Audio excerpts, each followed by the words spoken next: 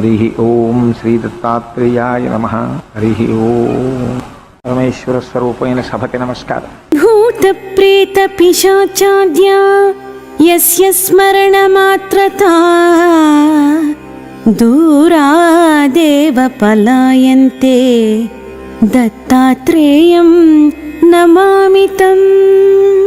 దత్తాత్రేయ స్వామి వారు ఆయన అంతటి స్థితిని పొందారు అంటే వారికి కూడా ఒక గురువు ఉండాలి కదా. కాబట్టి దత్తాత్రేయుల వారికి ఎవరు గురువులు అంటే, మనకి నిన్నటి రోజున మీకు నేను 24 మంది గురువులు ఉన్నారు దత్తాత్రేయ స్వామి వారికి అని చెప్పి, అందులోంచి నీరు ఒక గురువు అని చెప్పి నీటిని గురించి కొన్ని విషయాలు, అంటే ఒక గురుస్వరూపంగా నీటిని గురించి దత్తాత్రేయుల వారు ఎలా స్వీకరించారు అన్న దాని గురించి మీకు కొన్ని విషయాలు విజ్ఞాపన చేసి ఉన్నాను. మీరు ఒక చిత్రమైనటువంటి విషయాన్ని గమనించండి. దత్తాత్రేయ స్వామి వారు తీసుకున్నటువంటి గురువులు 24 మంది గురువులు.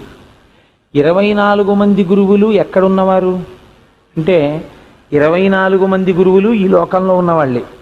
ఈ లోకంలో లేనివాళ్ళు, ఎక్కడో ఉన్నవాళ్ళు, ఆయనే సాక్షాత్తుగా ఒక త్రిమూర్త్యాత్మక స్వరూపం కాబట్టి, ఆయనే నారాయణాంశ సంభవుడు కాబట్టి, లేదా ఆయనే నారాయణ స్వరూపము కాబట్టి నేను ఎవరిని ఉపాసించగలను, అందుకని స్వయం ప్రకాశకమై నాకని మళ్ళీ ఇంకా వేరే గురువు లేరు అని ఆయన అనలేదు. ఆయన ఒక చిత్రమైనటువంటి మాట అన్నారు, నాకు కూడా గురువులు ఉన్నారు. ఈ గురువులు వారంతట వారుగా వచ్చి ఏదైనా ప్రబోధం చేశారా, లేకపోతే దత్తాత్రేయుల వారు వారిని గురువులుగా స్వీకరించారా అంటే, నేను వారిని గురువులుగా స్వీకరించాను అన్నారు. ఎవరు వారు అంటే 24 మంది. ఆ 24 మంది యొక్క పేర్లు మనం కానీ పరిశీలన చేశామనుకోండి, మనకు కొంచెం ఆశ్చర్యంగా ఉంటుంది. అందులో ఏదో మహాభక్తులైనటువంటి వాళ్ళు, భగవంతుణ్ణి ఆరాధన చేసిన వాళ్ళు, వేదాంగములు ఉపనిషత్తులు చదువుకున్న వాళ్ళు, ఇలాంటి వాళ్ళ పేర్లుంటే అందులో పెద్ద ఆశ్చర్యపడవలసినటువంటి అవసరం ఏమి ఉండదు.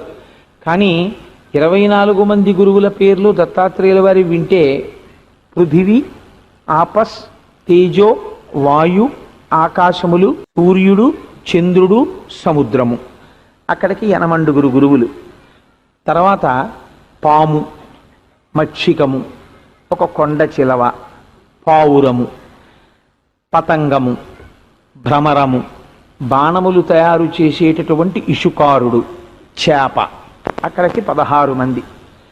ఆ తర్వాత ఒక బాలుడు, ఒక కన్య, పింగళ అనబడేటటువంటి ఒక వేశ్య, ఒక ఏనుగు, ఒక సాలెపురుగు, ఒక హరిణము, ఒక లకుముకి పిట్ట, ఇలాంటి వాటిని తీసుకుని ఆయన ఒక కన్య, ఈ మొత్తం 24 మందిని కూడా తన గురువులుగా ప్రకటించారు. మనకి ఇది కొంచెం ఆశ్చర్యంగా ఉంటుంది.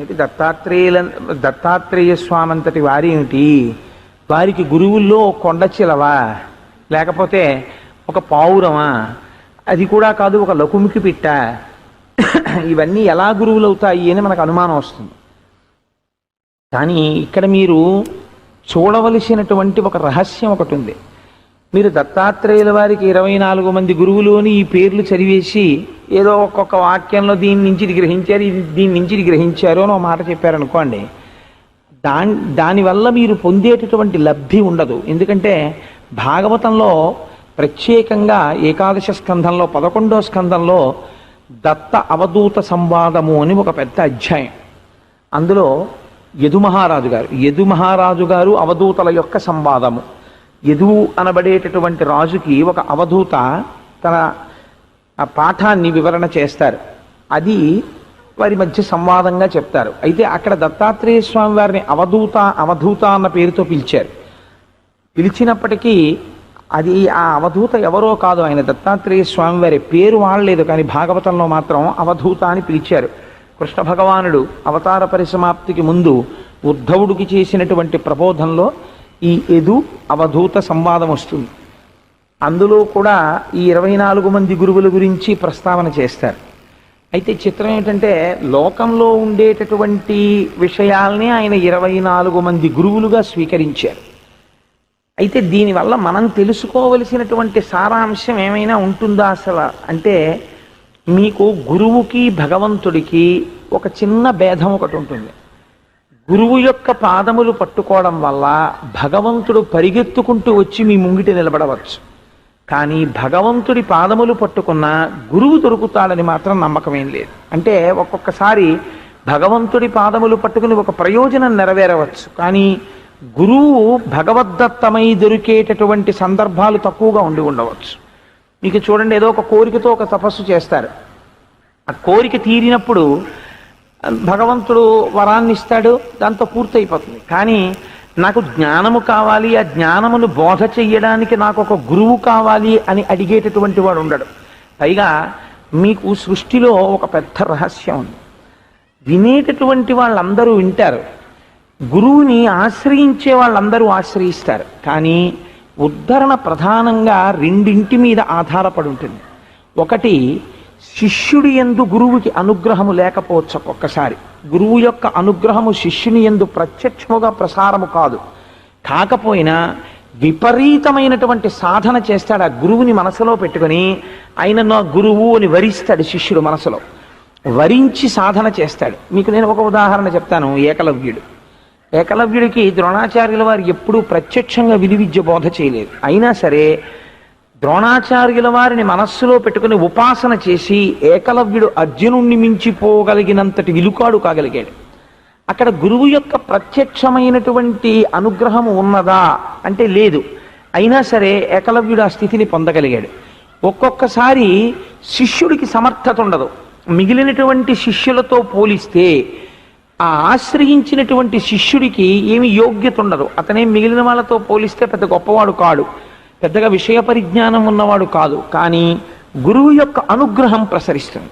గురువు యొక్క అనుగ్రహం ప్రసరించింది అనుకోండి, ఆ కాలమునందు ఆయన చుట్టూ ఉన్న వాళ్ళందరిలోకి ఈయన చాలా మేలుబంతి కావచ్చు. ఆ స్థితిని గురువు యొక్క అనుగ్రహ ప్రసారం చేత ఎందుకు పనికిరాడు అనుకున్నటువంటి శిష్యుడు ఆ స్థితికి వెళ్ళిపోతాడు. అలా చాలా సందర్భాలు ఉన్నాయి. మీకు నేను నిన్నటి రోజున సూరి నాగమ్మ గారి గురించి ఒక విషయాన్ని ప్రస్తావన చేసి ఉన్నాను. అసలు ఆ తల్లి అయితే బడికి వెళ్ళి చదువుకున్నదే లేదు. పైగా 12వ సంవత్సరం వచ్చేటప్పటికే తల్లిదండ్రులు పోయారు, భర్త పోయారు ఆవిడికి. అటువంటి ఆవిడ బయటికి కూడా ఎప్పుడూ వెళ్ళి మాట్లాడడం తెలియనటువంటి ఒక స్త్రీ సూరి నాగమ్మ గారు ఎంత అమాయకమైనటువంటి జీవితం జీవించారు అనడానికి ఒక్కటే ఒక్క ఉదాహరణ చెప్తాను. ఆవిడ మొట్టమొదటిసారి తిరువణ్ణామలై వెళ్ళినప్పుడు ఆవిడ కూర్చున్నటువంటి కంపార్ట్మెంట్లో 4 ఉన్నారు. ఆవిడ కాకుండా ఇంకో 3 స్త్రీలు. చీకటి పడిపోయింది. తిరువణ్ణామలలో దిగి ఆశ్రమానికి వెళ్ళొచ్చా వెళ్ళకూడదా ఆవిడికి తెలియదు. అప్పుడు 6 దాటితే ఆశ్రమాల్లోకి స్త్రీలని రానిచ్చేవారు కాదు. అంత రమణులైన నడువడి అంటే అలా ఉండేది. అందుకని స్త్రీలు 6 దాటితే ఆశ్రమంలోకి వెళ్ళడానికి వీల్లేదు. బసకి వెడితే గది దొరుకుతుందో దొరకదో తెలియదు. ఈవిడ చూస్తే ఎప్పుడూ బయటికి వచ్చి ఎవరితో మాట్లాడనటువంటి తల్లి. అటువంటి సందర్భంలో ఈవిడ ముఖం చూసి ఆ పెట్టెలో ఉన్నటువంటి మిగిలిన స్త్రీలు గమనించి అమ్మ మీరు బెంగ పెట్టుకోకండి, మీరు మాతో మా ఇంటికి వచ్చేసేయండి, రేపు విడుదల కానీ బసకి అన్నారు. కానీ ఆవిడ మనస్సు అంగీకరించలేదు. నేను బసకి వెళ్ళిపోతాను అంటే ఆ స్త్రీలు అన్నారు, ఏమోనమ్మా ఇంత చీకటి పడ్డాక గది దొరకచ్చు దొరకకపోవచ్చు, ఎందుకైనా మంచిది మీరు ఎక్కిన బండివాడికి మా అడ్రస్ చెప్తాం, గది దొరకకపోతే మిమ్మల్ని మా ఇంటికి తీసుకొస్తాడు అని చెప్పారు. చెప్తే ఆ పిచ్చి తల్లి బసకి వెళ్ళారు. వెళితే ఆ బస యజమాని అన్నాడు, అమ్మ బసలో అందరూ పురుషులే ఉన్నారు, ఒక్క స్త్రీ కూడా లేదు, మిమ్మల్ని ఇవాళ రాత్రి వేళ ఒక్క స్త్రీని బసలో ఉంచడానికి నేను భయపడుతున్నాను, అందుకని నేను ఉంచనన్నాడు. అంటే ఆవిడికి ఎక్కడికి వెళ్ళాలో కూడా తెలియదు, ఎప్పుడూ బయటికి వచ్చిన తల్లి కారు. అప్పుడు ఆవిడ మళ్ళీ బండెక్కితే ఆ కనపడిన 3 స్త్రీల ఇంటికి తీసుకెళ్లారు. వాళ్ళు పాపం చాలా ఆదరంగా ఆహ్వానించారు. వాళ్ళు లోపల పెళ్లి మాటలు ఏవో మాట్లాడుకుంటున్నారు. ఈవిడికి లోపలికి వెళ్ళడానికి భయం వేసి వీధి గుమ్మం దగ్గర నించున్నారు. ఇంటి యజమాని వచ్చి తమిళంలో అడిగాడు, ఎవరు నువ్వు అని. లోపల వారిని అడగండి అని చెప్పారంతే. ఆ రోజు రాత్రంతా నిద్రపోకుండా గేటు దగ్గర నించుని రమణుల ఆశ్రమానికి వెళ్ళిపోవచ్చా, ఇప్పుడు వెళితే తలుపు తీస్తారా అని అడుగుతూ గడిపి మర్నాడు ఆశ్రమానికి చేరుకున్నారు. అంత అమాయకురాలైనటువంటి ఒక స్త్రీ భగవాన్ని దర్శనం చెయ్యగానే, రమణుల దర్శనం చెయ్యగానే ఆవిడికి ఎంత అలౌకికమైన ఆనందం కలిగిందంటే, బహుశా నా జీవితంలో నేను ఇంకా బ్రతికున్నది ఈ మహాత్ముడి దర్శనం కోసమే, ఆనాడు నాకు కలలో కనపడినది ఈయనే అని సంతోషించారు ఆవిడ. నేను ఈ విషయం ఎందుకు ప్రస్తావన చేశానంటే, సూరి నాగమ్మ గారి చేత పోతన గారి భాగవతాన్ని అన్ని మాటలు పారాయణ చేయించింది నేనైతే వ్యక్తిగతంగా అనుకుంటాను, భగవాన్ రమణులే ఆవిడ వెనకాతల ఉండి ఆవిడకి ఆ సంకల్పం కల్పించి పోతన గారి భాగవతం అన్ని మాటలు చదివించారు. సూరి నాగమ్మ గారు పోతన గారి భాగవతాన్ని అన్ని మాటలు చదివి ఉండి ఉండకపోతే బహుశా రమణులు మాట్లాడిన మాటల వెనకాతల ఉండేటటువంటి మర్మం అంత తేలిగ్గా ఆవిడికి అర్థమై ఉండుండేది కాదు. ఆ స్థాయికి ఆవిడ ఎదగగలిగారంటే పోతన గారి భాగవతం చదివించారు భగవాన్లు ఆయన దగ్గరికి చేరే ముందే. ఇక్కడ మీరు చెప్పండి, గురువు ప్రత్యక్ష ప్రసారమునకు ముందు ఏ ప్రసారం ఉన్నది? పరోక్ష ప్రసారం ఉన్నది. తర్వాత ఏది ఉన్నది? ప్రత్యక్ష ప్రసారం ఉన్నది. ఒక్కొక్కసారి ఇంకా చిత్రంగా ఉంటుంది. అసలు ఒక్కొక్కడికి చెప్తే ఏమీ అర్థం కాదు. ఏమీ అర్థం కానటువంటి శిష్యుణ్ణి అవతల వారి యొక్క భాష తెలియదు, యువతల వారికి చెప్పడానికి ఆ భాష రాదు. అయినా గురువు దృష్టి ప్రసారం చేస్తారు. ఒక్కొక్కసారి కేవలం ఆ కళ్ళల్లోకి అలా చూస్తారు. చూసేటప్పటికీ అవతల వారిలో ఉన్నటువంటి అజ్ఞానం అంతా పటాపంచలైపోతుంది. ఆ స్థాయికి చేరినటువంటి గురువు అయి ఉండాలి. అది అందరూ చెయ్యలేరు. అలా చెయ్యగలగాలి అంటే దానికి చాలా సమర్థుడైనటువంటి గురువు అయి ఉండాలి ఆయన. కాబట్టి అలా చేసిన సందర్భాలు మనకి చరిత్రలో కోకొల్లలు. ఎంతమంది గురువులు ఎంతమందిని దృష్టి ప్రసారంతో ఉద్ధరించారో. అందుకే మీకు గురువుల ముందు, అమ్మవారి ముందు తాబేలు పెడుతుంటారు. తాబేలుని ఎందుకు పెడతారో తెలుసా అండి? తాబేలు కేవలము తన చూపుల చేత మాత్రమే పోషిస్తుంది, స్తన్యం ఇవ్వదు బిడ్డలకి. అలాగే చేప, ఆ తాబేటిని పెట్టడం వెనకాతల ఉండే రహస్యం అది. మీరు ఉత్తర భారతదేశంలో అమ్మవారి దేవాలయాలకు వెడితే అమ్మవారి దేవాలయాల ముందు తాబేళ్లు ఉంటాయి. ప్రత్యేకించి నీటి కొలనులు పెట్టి నీటి కొలనుల్లో తాబేళ్లను పెంచుతారు అక్కడ. సరే, నేను ఈ విషయాలు ఎందుకు మీతో ప్రస్తావన చేశాను అంటే, గురు కటాక్షము అనేటటువంటిది ఏ విధంగా ఉంటుంది అంటే ఈ విధంగా ఉంటుంది అని ప్రత్యేకంగా మీరు పద్ధతి చెప్పడం కుదరదు. ఎవరికి ఎవరు గురువు అని చెప్పవలసి వచ్చిందనుకోండి, అప్పుడు కూడా చెప్పడం కుదరదు. ఎందుకంటే ఒక్కొక్క నాడు గురువు వైభవం శిష్యుడి యొక్క పరిశ్రమ చేత ప్రకాశిస్తుంది. నేను ఈ మాట అంటే మీరు కొంచెం ఆశ్చర్యపోవచ్చు, అదేంటంటే అంత చాలా బరువైన మాట మీరు మాట్లాడారు అని మీరు అనుకోవచ్చు. గురువు అన్న మాటని శిష్యుడంత పూనికతో తీసుకుని గురువు యొక్క ఖ్యాతి నిలబెట్టిన శిష్యులు ఉంటారు. మీకు నేను ఒక ఉదాహరణ చెప్తాను. నేను అన్న మాట అనవసరంగా నేను అనకూడదు కదా సభాముఖంగా. శంకర భగవత్పాదులు ఒక సరోవరానికి అటువైపు కూర్చునున్నారు, సరోవరానికి ఇటువైపు పద్మపాదాచార్యుల వారు కూర్చునున్నారు. శంకరులు యథాలాపంగా ఓ మాట అన్నారు, ఇలా రా అన్నారు. అంటే ఆయన ఉద్దేశం నీలమించి వచ్చేయమని కాదు, ఇలా రా అంటే ఒకసారి నా దగ్గరికి రా అని. కానీ అది పద్మపాదాచార్యుల వారికి ఎలా అనిపించిందంటే, గురువుగారు ఇలా రా అంటున్నారు అంటే నన్ను సరోవరం నుంచి రమ్మన్నారు. గురువు నన్ను సరోవరం నుంచి రమ్మని ఆజ్ఞాపించినప్పుడు నేను అటువైపు నుంచి తిరిగి గురువు గారి దగ్గరికి వెళ్ళడం అర్థరహితం. గురువు ఇలా రా అన్నప్పుడు ఇలా వెళ్ళిపోవడమే. గురువు ఉట్టినే అనరు, ఆయన అన్నారంటే ఆయన మాట నన్ను రక్షిస్తుంది అనుకున్నారు అంతే. అనుకుని మనస్సులో గురి కుదిరినది. ఇదే రమణులు అంటారు, గురువు అనగా ఎవరు? నీకు గురి నేర్పినవాడు. ఆ గురి శంకరులు ఈ మాట అన్నారు అంతే. నీళ్ల మీద నడిచారు ఆయన. నడుస్తుంటే గురువు మాట మీద ఇంత విశ్వాసంతో నడుస్తున్నామని, ఆయన నడుస్తున్నప్పుడు ఆయన పాదాలు మునిగిపోకుండా పద్మాలు వచ్చి ఆయన పాదాలని మోసాయి. పద్మముల చేత మోయబడిన పాదములు కలిగిన వాడు కాబట్టి ఆయనకి పద్మపాదాచార్యులని పేరు వచ్చింది. ఇక్కడ మీరు చెప్పండి, అది ఏమైనా అలౌకికమైన, లేకపోతే తంత్ర విద్యతో కూడిన, లేకపోతే ఏదో ఒక మాయావి ప్రకటించేటటువంటి విశేషమా, లేకపోతే ఒక గురువు యందు శిష్యుడికి ఉన్నటువంటి పూనిక? అంటే గురువు యందు శిష్యుడికి ఉన్న పూనిక గురువు యొక్క వైభవాన్ని ప్రకాశింపచేస్తుంది. కాబట్టి ఇన్ని రకాలుగా గురువుని స్వీకరించడంలో ఉంది అందం. ప్రపంచంలో మీరు ఏ వస్తువుని పట్టుకున్నా, అసలు ఏ వస్తువుని పట్టుకోకుండా మీరు గురుత్వాన్ని స్వీకరించచ్చు. అదో ఆశ్చర్యం ఉంది తెలుసా అండి. రామకృష్ణ పరమహంస దగ్గరికి వెళ్ళి ఒక ఆయన అడిగాడు, అయ్యా అసలు ఈ ప్రపంచంలో పనికిమాలిన వస్తువు అన్నది ఏమైనా ఉన్నదా అని అడిగాడు. అడిగితే రామకృష్ణ పరమహంస అన్నారు, నీకు ఎందుకు వచ్చింది అనుమానం అని అడిగారు. అసలు నాకు ఎందుకో అది తెలుసుకోవాలనుందండి అన్నాడు. ఇలా అడిగేవాడు ఎవడో ఉండడు గురువుల దగ్గరికి వచ్చి. పరమహంస అన్నారు, నీకు ఒక 3 గంటల సమయం ఇస్తున్నాను. ఒక 3 గంటల సమయంలో నువ్వు ఎంత తిరగగలవో అంత తిరిగి నువ్వు నా దగ్గరికి రా. వస్తే నీకు ఏది పనికి మాలిన వస్తువో అర్థమవుతుంది అన్నాడు. అంటే ఆ శిష్యుడు అరణ్యంలో తిరగడం మొదలెట్టాడు. ఓ చెట్టు దగ్గరికి వెళ్ళాడు. ఈ చెట్టు వలన ఏమి ప్రయోజనము? అయ్యో అదేమిటి, ఆ చెట్టు నీడనిస్తోంది, కొట్టేస్తే కలపనిస్తుంది, ఆకులు దేనికైనా పనికొస్తాయి, పళ్ళు తినడానికి పనికొస్తాయి, కాబట్టి ఇది పనికొస్తుంది.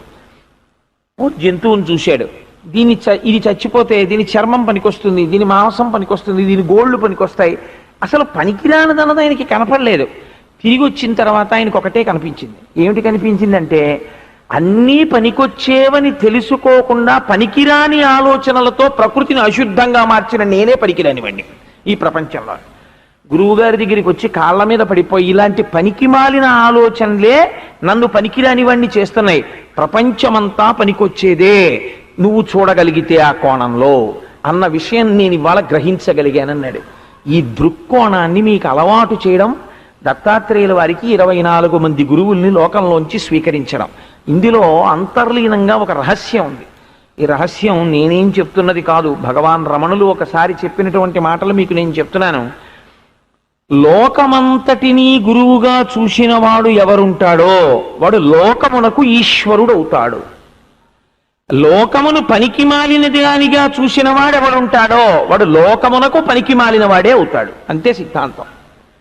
లోకమంతా తనకి పనికొస్తోంది అనుకోండి, ఎంత ప్రత్యుపకార బుద్ధితో ఉంటాడు. కాబట్టి వాడు లోకేశ్వరుడు అవుతాడు, పనికొచ్చేవాడు అవుతాడు. విశ్వము పనికిరానిది, లోకము పనికిరానిది అనుకున్నాడు అనుకోండి, వాడు పనికి మాలిన వాడే అవుతాడు లోకానికి. లోకము నుండి గురువులను స్వీకరించిన దత్తాత్రేయుడు లోకేశ్వరుడు అయినాడు.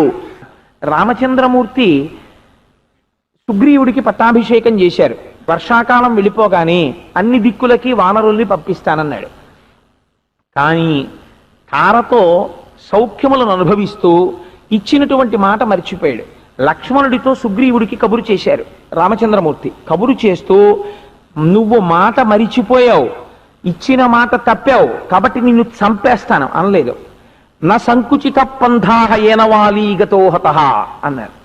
ఇతపూర్వము వాలి ఏ మార్గంలో వెళ్ళిపోయాడో ఆ మార్గం మూసుకుపోలేదని గుర్తుపెట్టుకో. అంటే వాలి ఏ మార్గంలో వెళ్ళిపోయాడు? ఊర్ధ్వలోకాలకు పోయాడు. నువ్వు వెళ్ళిపోతావు మాట తప్పితే. కానీ ఆ మాట యందు ఎంత మాధుర్యం ఉంది చూడండి. ఒక స్నేహితుడితో మాట్లాడేటప్పుడు, ఒక భార్యతో మాట్లాడేటప్పుడు, ఒక బిడ్డతో మాట్లాడేటప్పుడు, తన వారితో మాట్లాడేటప్పుడు ఒక్కొక్కరి మాట తీరు మీరు చూడండి ఎంత అందంగా ఉంటుందో. అసలు ఆ మాటకి వశులైపోతారు. అంత అందంగా మాట్లాడతారు. అది ఎక్కడి నుంచి వస్తుందంటే సంస్కార బలం. మాట్లాడడంలో ఇంత జాగ్రత్తగా మనం మాట్లాడాలన్న నేర్పరితనం ఉంటుంది. కాబట్టి సత్యం బ్రూయాత్ ప్రియం బ్రూయాత్ న బ్రూయాత్ సత్యమ ప్రియం. ఎంత గొప్ప మాట అంటుందండి శాస్త్రం. ఒకవేళ నిన్ను ప్రియంగా మాట్లాడమన్నాం కదా అని చెప్పి వాడికి ఇష్టమైన అబద్ధాలన్నీ తీసుకొచ్చి చెప్పేసి వాడు సంతోషపడతాడని చెప్పానండి, మీరు మధురంగా చెప్పమన్నారు కదా అందుకని మధురంగా చెప్పాను అనడానికి వీల్లేదు. న బ్రూయాత్ సత్యమ ప్రియం. అప్రియమైనటువంటి సత్యమును న బ్రూయాత్. అబద్ధమైనటువంటి విషయాలు నువ్వు ఎప్పుడూ మాట్లాడకు. మధురముగా మాట్లాడడం నేర్చుకో. నీ మాట ఒకే ఒక మాట నువ్వు మాట్లాడితే ఆ మాట అవతల వాళ్ళ జీవితాల్ని గట్టెక్కించేయగలగాలి. అబ్బా ఎంత మహానుభావుడండి, నిజంగా ఒక్క మాట చాలండి అనగలగాలి. అలా ఉండాలి మాట అంటే. నిన్న మీకు నేను అందుకే ఒక ఉదాహరణ చెప్పా. రమణ మహర్షి దగ్గరికి చాలా మంది చేరేవారు. వారు కిందకి వచ్చి కొద్దిగా మాట్లాడడం మొదలుపెట్టినటువంటి రోజులలో మరోసారి కొండ మీదకి వెళ్ళి కిందకు వచ్చి హాల్లో కూర్చునేవారు. కూర్చుంటే వారిని ఆశ్రయించి మాట్లాడదామని చాలా మంది వచ్చేవారు. వారు మాట్లాడేవారు కాదు. తన స్థితి యందు తాను ఉండేవారు, మౌనంలో ఉండేవారు. వచ్చి వెర్రి ప్రశ్నలు, పిచ్చి ప్రశ్నలు ఉండేవి. ఇక్కడ ఉంటామని కొంతమంది, అది చేస్తామని కొంతమంది, ఇది చేస్తామని కొంతమంది వస్తూ ఉండేవారు. సరే, ఇప్పుడు నేను ఆ విషయాలన్నీ ఎందుకు ప్రస్తావన చేయాలి కానండి. అందులో మహాతల్లి సూరి నాగమ్మ గారికి ఒక మాట అసలు మగవారి దగ్గర నిలబడి మాట్లాడడమే ఆవిడికి చేత కాదు. అటువంటి స్థితిలో నేను ఈ ఆశ్రమంలో ఉండిపోదాం అనుకుంటున్నాను, ఇక్కడే నా జన్మకి ఒక దారి చూసుకోవాలనుకుంటున్నాను అని చెప్పాలనుకున్నారు. అనుకుని అక్కడ ఉన్నటువంటి పరిచారికుణ్ణి అడిగారు, అయ్యా ఒక్కసారి నేను మాట్లాడతాను స్వామితోటని. సరే, తీసుకెళ్ళి నిలబెట్టారు. అప్పుడు కళ్ళజోడు పెట్టుకుని ఆయన ఏదో రాస్తున్నారు రమణ మహర్షి. రాస్తుంటే ఆయన చూసేవారు కాదు, ఇలాగా పరికించి. ఈవిడ పేరు సూరి నాగమ్మ గారు, మీతో ఏదో మాట్లాడతారట అన్నారు. అంటే ఆయన గభాల తల తిప్పి ఏమి అన్నారు. అంతే. ఇతపూర్వం ఎప్పుడు మాట్లాడినటువంటి స్త్రీ కాదు ఆవిడ. ఇంతటి రమణ మహర్షి తల తిప్పి ఏమి అనేటప్పటికీ కళ్ళజోళ్ళలోంచి చూసి అడిగేటప్పటికీ ఆవిడికి ఇంకా నోట మాట రాలేదు. అలాగే నిలబడిపోయి నమస్కరించి తల ఉంచుకుని మీరే ఎలాగైనా నన్ను గట్టెక్కించాలి అన్నారు. అలాగే అన్నారంతే. అంతే, ఇంకేం లేదు. 3 అక్షరాలు అలాగే. ఆవిడ బయటకు వచ్చేసారు. బయటకు వచ్చేస్తే ఏమంటారో మహర్షి అని చెప్పి చాలామంది ఎదురు చూస్తున్నారు బయట. వారు అడిగారు, ఏమన్నారు అని అడిగారు. అట్లాగే అన్నారు. అంటే వాళ్ళు అన్నారు, నిజంగా నువ్వు అదృష్టవంతురాలి. అలా ఆయన ఏం ఒప్పుకోరు. ఎవరైనా ఏదైనా ఇలాంటి మాటలు అడిగితే నేను మిమ్మల్ని ఉద్ధరించేదేముంది, ఎవరిని వారు ఉద్ధరించుకోవలసిందే. మీరు ఎవరో మీరు తెలుసుకోండి, అదే మీకు ఉద్ధరణ. ఇంకా మళ్ళీ ఒకరినొకరు ఉద్ధరించడమే ఉంటుందంటారు. అలాంటి వారు మీరు వెళ్ళి అడిగితే అట్లాగే అన్నారు. చాలదా మీ జన్మకి అంటే ఆ పిచ్చి తల్లి ఎంత పొంగిపోయిందో జీవితంలో. నిజంగా మీరు ఎప్పుడైనా సూర్యనాగమ్మ గారి జీవిత చరిత్ర చదివితే కళ్ళ నీళ్ళు వస్తాయి. ఆవిడ రాసుకున్న విషయాలు చూస్తే ఒక గురువు ఒక శిష్యురాల్ని ఉద్ధరించడం అంటే అది, ఒక శిష్యుడిని ఉద్ధరించడం అంటే అది. చూడండి, ఒక్క 3 అక్షరాలు కానీ అవతల వ్యక్తిని ఎంత సంతోషపెట్టాయో. ఒక్కొక్కసారి ఒక్కొక్క మాట ఎక్కువ మాట్లాడకపోవడం వల్ల సంతోషిస్తారు, ఒక్కొక్కసారి తక్కువ మాట్లాడడం వల్ల సంతోషిస్తారు. ఎక్కడ పడితే అక్కడ అనవసరంగా మాట్లాడకూడదు, ఒక్కొక్క చోట తక్కువ మాట్లాడకూడదు, ఒక్కొక్క చోట ఎంత మాట్లాడాలో అంతకన్నా మాట్లాడకుండా ఉండకూడదు. కాబట్టి ఈ పరిమితి వాక్కు యందు తెలియడం, ఎన్ని అక్షరముల తక్కువలో ఎక్కువ విషయాన్ని మనం చెప్పగలమో అది ప్రతిపాదించగలగడం, అది ఈశ్వరానుగ్రహంగా వాక్కుకు కలిగేటటువంటి శక్తి. అది శారదా కటాక్షం ఉంటే తప్ప అది వచ్చేటటువంటి విషయం కాదు. కాబట్టి నేను మీకు ఎందుకు ఇంత విషయం ప్రస్తావన చేయవలసి వచ్చింది అంటే, వాక్కునందు మాధుర్యం ఉండాలి. ఈ మాధుర్యము కేవలము నటన చేతనో మనం తీయగా మాట్లాడదామని మాట్లాడడం చేతనో వస్తే అది ప్రమాదకరము ఆ వాక్కు. రావణుడు కూడా చాలా బాగా మాట్లాడతాడండి. రావణాసురుడు మాట్లాడినట్టు ఎవడూ మాట్లాడలేడు. ఎందుకో తెలుసా అండి, వాడు ఎంత లోభ పెట్టాడు సీతమ్మ దగ్గరికి వెళ్ళి, పిబ విహర రమస్వ భుంచ్వ భోగాన్ ధన నిచయం ప్రతిశామి మీదినించ మయి లలలనే యథాసుఖత్వం తైచ సమేత్త లలంతు బాంధవాస్తే అన్నాడు. అయ్యయ్యో ఎందుకు సీత అలా పడుకుంటావు, తిను తాగు. వాడికి ఏం ప్రేమ ఏమిటి ఆవిడ మీద ప్రేమ అయితే రామచంద్రమూర్తికి తీసుకెళ్ళి ఇచ్చేస్తాడు ఆవిడ్ని. వాడికి ప్రేమ కాదు, కాపట్యం. లోపల ఒకటి, పైకి మాట్లాడేది ఒకటి. మహాత్ములు అలా ఉండకూడదు. మహాత్ములు మాట్లాడేటటువంటి మాటలు రామో దీర్ణాభిభాషతే అంటాడు రాముడైతే. అమ్మ నాకు 2 మాటలు మాట్లాడడం నాకు చేత కాదమ్మా అన్నాడు ఆయన. ఎంత తేడా చూడండి. రాముడికి రావణుడికి ఇద్దరు వేదం చదువుకున్నారు, ఇద్దరికి నడువడి ఎందు ఎంత తేడా వచ్చేస్తుందో చూడండి. అందుకే రాముడు గురువు అయ్యాడు, రావణాసురుడు 10 తలలుండి నశించిపోయాడు. ఆచరణ చాలా ప్రధానం మనిషికి. అది వాక్కుయందు మరింత ప్రకాశిస్తుంది. చాలా జాగ్రత్తగా మాట్లాడాలి. ఆ మాట్లాడేటప్పుడు మనం మధురంగా మాట్లాడుతున్నాం కదా అని చెప్పి అవతల వారిని పడగొట్టడం కోసమని మధురంగా మాట్లాడడం అన్న పని ఎప్పుడూ చెయ్యకూడదు. అంతకన్నా మౌనంగా ఉండిపోవడం మంచిది. అంతేకాని ఆ కాపట్యముతో కూడిన వాక్మాధుర్యము ప్రమాదకరమైనది. మీరు చూడండి, అందుకే నీటికి తీపితో పాటు ఒక లక్షణాన్ని అడుగుతాం మనం సాధారణంగా. ఏమిటో తెలుసా అండి ఆ లక్షణం? వాక్కుతో పాటు ఉండవలసినటువంటి లక్షణం వాత్సల్యం. నీటికి రుచితో పాటు ఉండవలసిన లక్షణం శీతలత్వం. మీరు అందుకే నీరు తీయగా ఉండొచ్చు, మీకు వేడి నీళ్ళు ఇచ్చారనుకోండి తాగడానికి, మీరు తట్టుకోలేరు. మీకు ఇప్పుడంటే నిజంగా భారతదేశ స్వాతంత్ర సంగ్రామంలో మన దేశానికి స్వాతంత్రం తేవడానికి మహాత్ములు ఎన్ని బాధలు పడ్డారో ఎప్పుడైనా చదివితే, అరేరే ఇవాళ మనం అనుభవిస్తున్నటువంటి ఈ స్వాతంత్రం వెనకాతల ఎన్ని కష్టాలున్నాయని మనకు అనిపిస్తుంది. మీరు ఎప్పుడైనా అరబిందో జీవితం చదవండి, ఆశ్చర్యపోతారు. కేవలం ఆయన మీద నేరారోపణ ఉన్నంత మాత్రం చేత ఆయన్ని తీసుకెళ్లి సుదూరమైన జైలు. ఎటువంటి జైలో తెలుసా అండి? ఇక మనిషి కనపడ్డ అక్కడ ఒక్కసారి కానిస్టేబుల్ వస్తాడు అంతే. మీరు నోరు చించుకుని అరుద్దామన్నా ఎవ్వరికీ వినపడదు. మనుష్యుడన్నవాడు మీకు కనపడ్డాడు. కొన్నాళ్ళకి పిచ్చి వచ్చేస్తుంది. ఉదయం వేళ ఒక్కసారి ఒక స్కావెంజర్ వస్తుంది. ఆవిడ జైలు లోపలే ఒక డబ్బా పెట్టేవారు. ఆ డబ్బాలోనే మలమూత్ర విసర్జన చెయ్యాలి. చేస్తే ఆవిడొచ్చి 8 గంటలకు ఒకసారి ఆ డబ్బా బయటికి తీసుకెళ్లి కడిగేసి తెచ్చి పెట్టేస్తుంది. ఒకవేళ మల విసర్జన చేసి మూత్ర విసర్జన చేస్తే 11 గంటలకు ఒక్కసారి వచ్చి ఆ డబ్బా కడిగేది.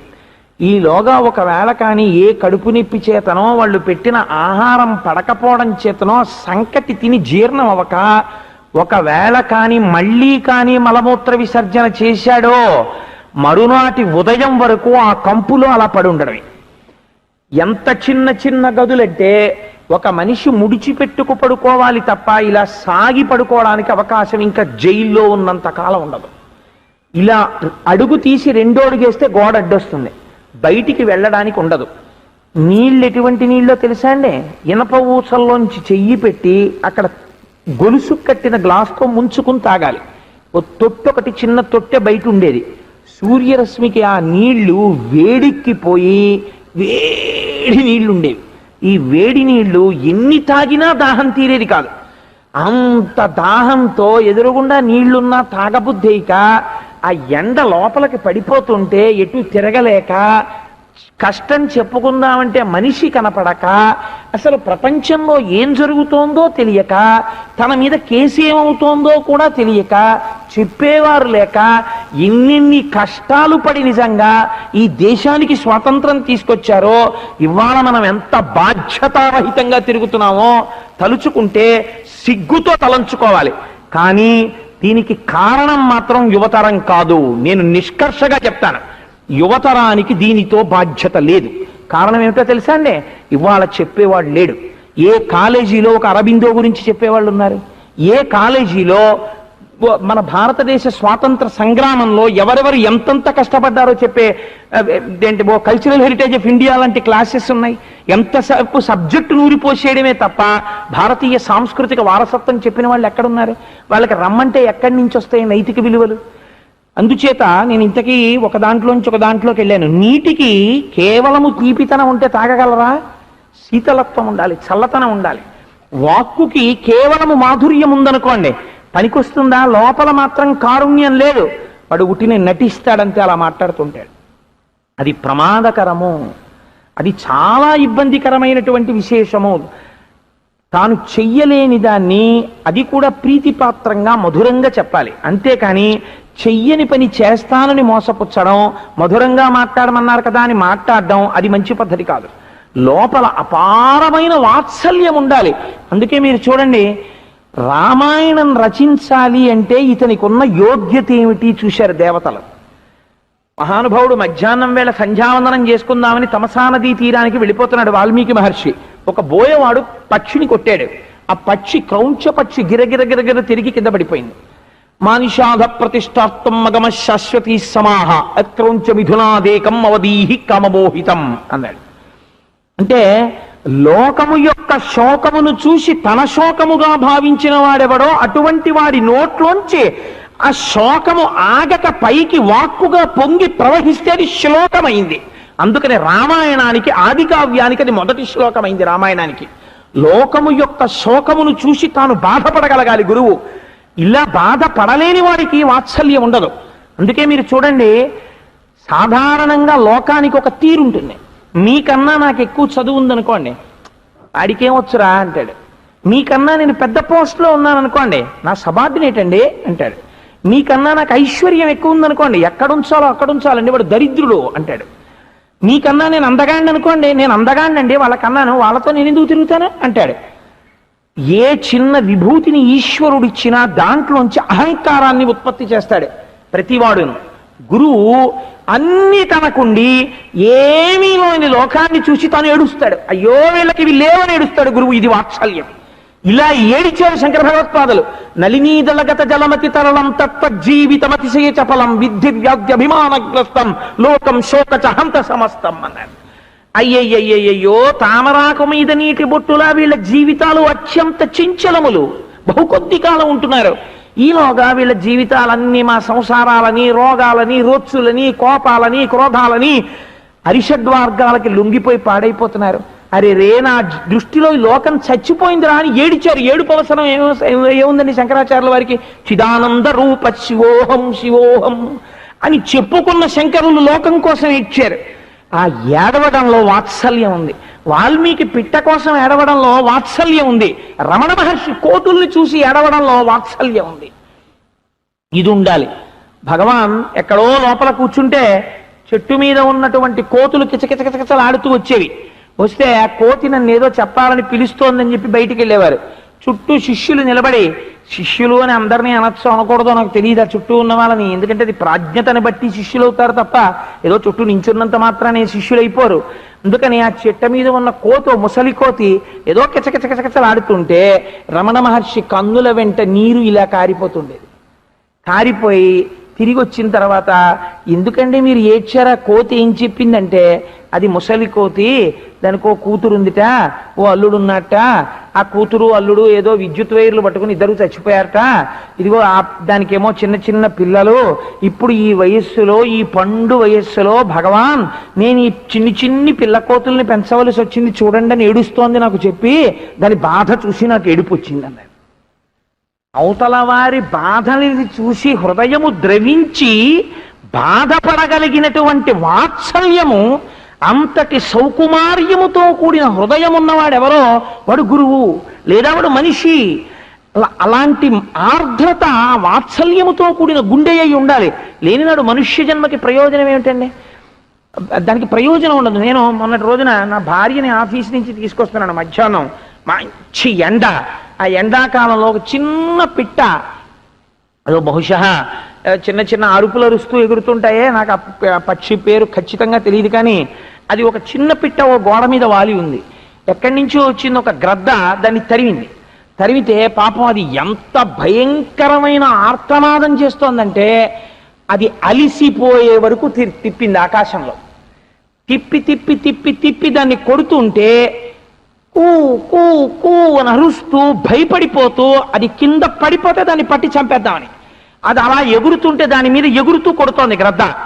కొడుతుంటే కొంతసేపటికి నేను స్కూటర్ మీద కనపడినంత దూరం అలా చూస్తూ వస్తున్నాను. నా అదృష్టం ఎదురుగుండా ఏమీ లేదు, ఎందుకంటే మనస్సు దాని మీద లగ్నం అయిపోయి ఉంది.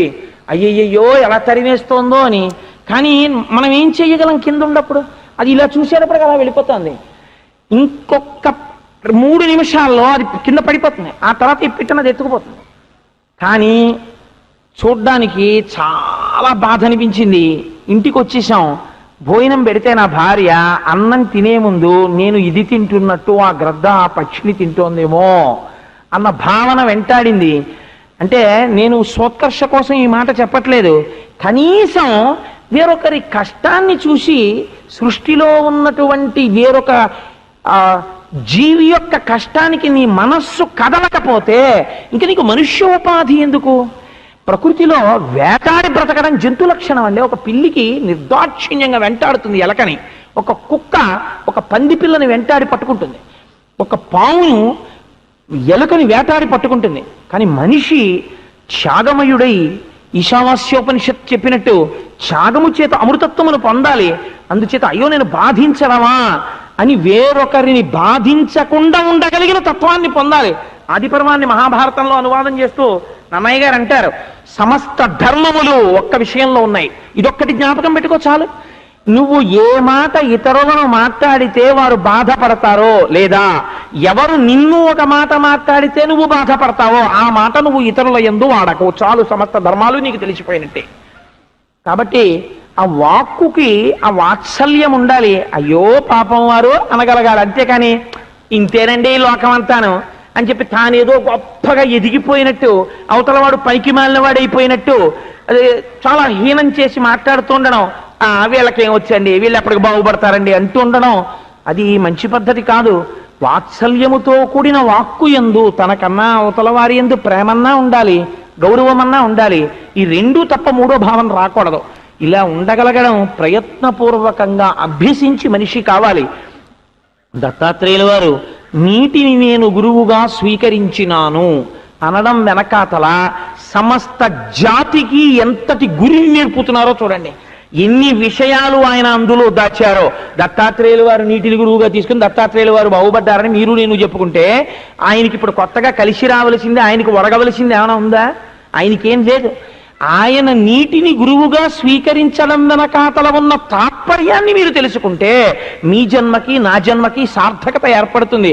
లేని నాడు గురుచరిత్ర పారాయణ దేనికి నాకు చెప్పండి? అక్కడున్న వాక్యంలా చదువుకోవడానికే. అక్కడున్న వాక్యంలా చదువుకోవడానికైతే బహుశా అది మీరు బైహార్ట్ చేయగలరేమో. ఎంతమంది గురువులు అని అడిగారు అనుకోండి, ఓ శ్లోకాన్ని దగ్ దగ్ దగ్ దగ్ చెప్పేసి 24 మంది గురువులు, ఆల్ రైట్. ఒక్కొక్క దాని వల్ల ఏం పొందారు? ఒకటి నీరు, నీటికి శీతలత్వము, మాధుర్యము, నీటికి లేకపోతే ఏదో చల్లతనము, అలాగా వాక్కుకు కూడా అలా ఉండాలని ఆయనేమో నేర్చుకున్నారు, అయిపోయింది. 2 గాలి, ఏదో అలా చెప్పుకుంటూ వెళ్ళిపోవచ్చు, అయిపోయింది. But what is the benefit you are deriving out of it? మీరు పొందుతున్న ప్రయోజనం ఏమిటి? ఆత్మ పరిశీలనం చేసుకుని మీలో ఉన్న కల్మషాన్ని విరగతోసుకోవడానికి మురికి నీటి యందు ఇంటిపి గింజ పెట్టడం లాంటిది గురుచరిత్ర పారాయణం చేయడం లాంటిది. ఒకసారి పారాయణం చేస్తే ఒక దుర్గుణాన్ని నువ్వు దూరంగా పెట్టగలగాలి, గుర్తించి. నువ్వు అలా పెట్టలేనప్పుడు ఎన్ని పారాయణలు చేస్తే మాత్రం ఏం ప్రయోజనం వస్తుంది? అంటే నేను ఏ పారాయణ చేసిన వాళ్ళని కూడా నేను విమర్శించాలని ఈ మాట చెప్పట్లేదు, వారిని ఉద్ధరించడానికి ఇంకొక మంచి కోణం తొడగాలని ఈ మాట చెప్తున్నానంతే. కాబట్టి గురుచరిత్ర పారాయణము అన్నది ఎందుకు పనికి వస్తుంది అంటే, మనలో ఉన్నటువంటి రాక్షసుండి తెలుసుకుని పక్కన పెట్టి మనం మనుష్యులు అవడానికి పనికొస్తుంది. సరే, నేను ఆ నీరు అన్నదాన్ని వదిలేస్తాను, లేకపోతే ప్రయత్నపూర్వకంగా దాన్ని పక్కన పెట్టకపోతే నాకు దాని గురించి భయం. దాని గురించి 24 గురించి నాకు అటువంటి భయం ఉంది. సరే, ఏదో గాలి, ఒక ఆర్డర్లో నేనేం చెప్పట్లేదండి, ఎందుకంటే ఏ వరుసలో చెప్పినా 24 పూర్తి చెయ్యాలని మాత్రం అనుకున్నాను. ఎందుకంటే దత్తాత్రేయ స్వామి వారి యొక్క జీవితంలో ఇది చాలా ప్రధానమైనటువంటి విషయం, 24 గురువులు అన్నది. గాలి, గాలికి ఉండేటటువంటి లక్షణాన్ని మీరు గమనించండి. గాలికి సంగదోషం ఉండదు. సంగం అనగానేమి అంటే అదిగో చూసారా, ఒక జంతువుకు ఉండేటటువంటి లక్షణం వేటాడి తింటుంది, దానికి ఏం ఆ బాధ ఉండదు.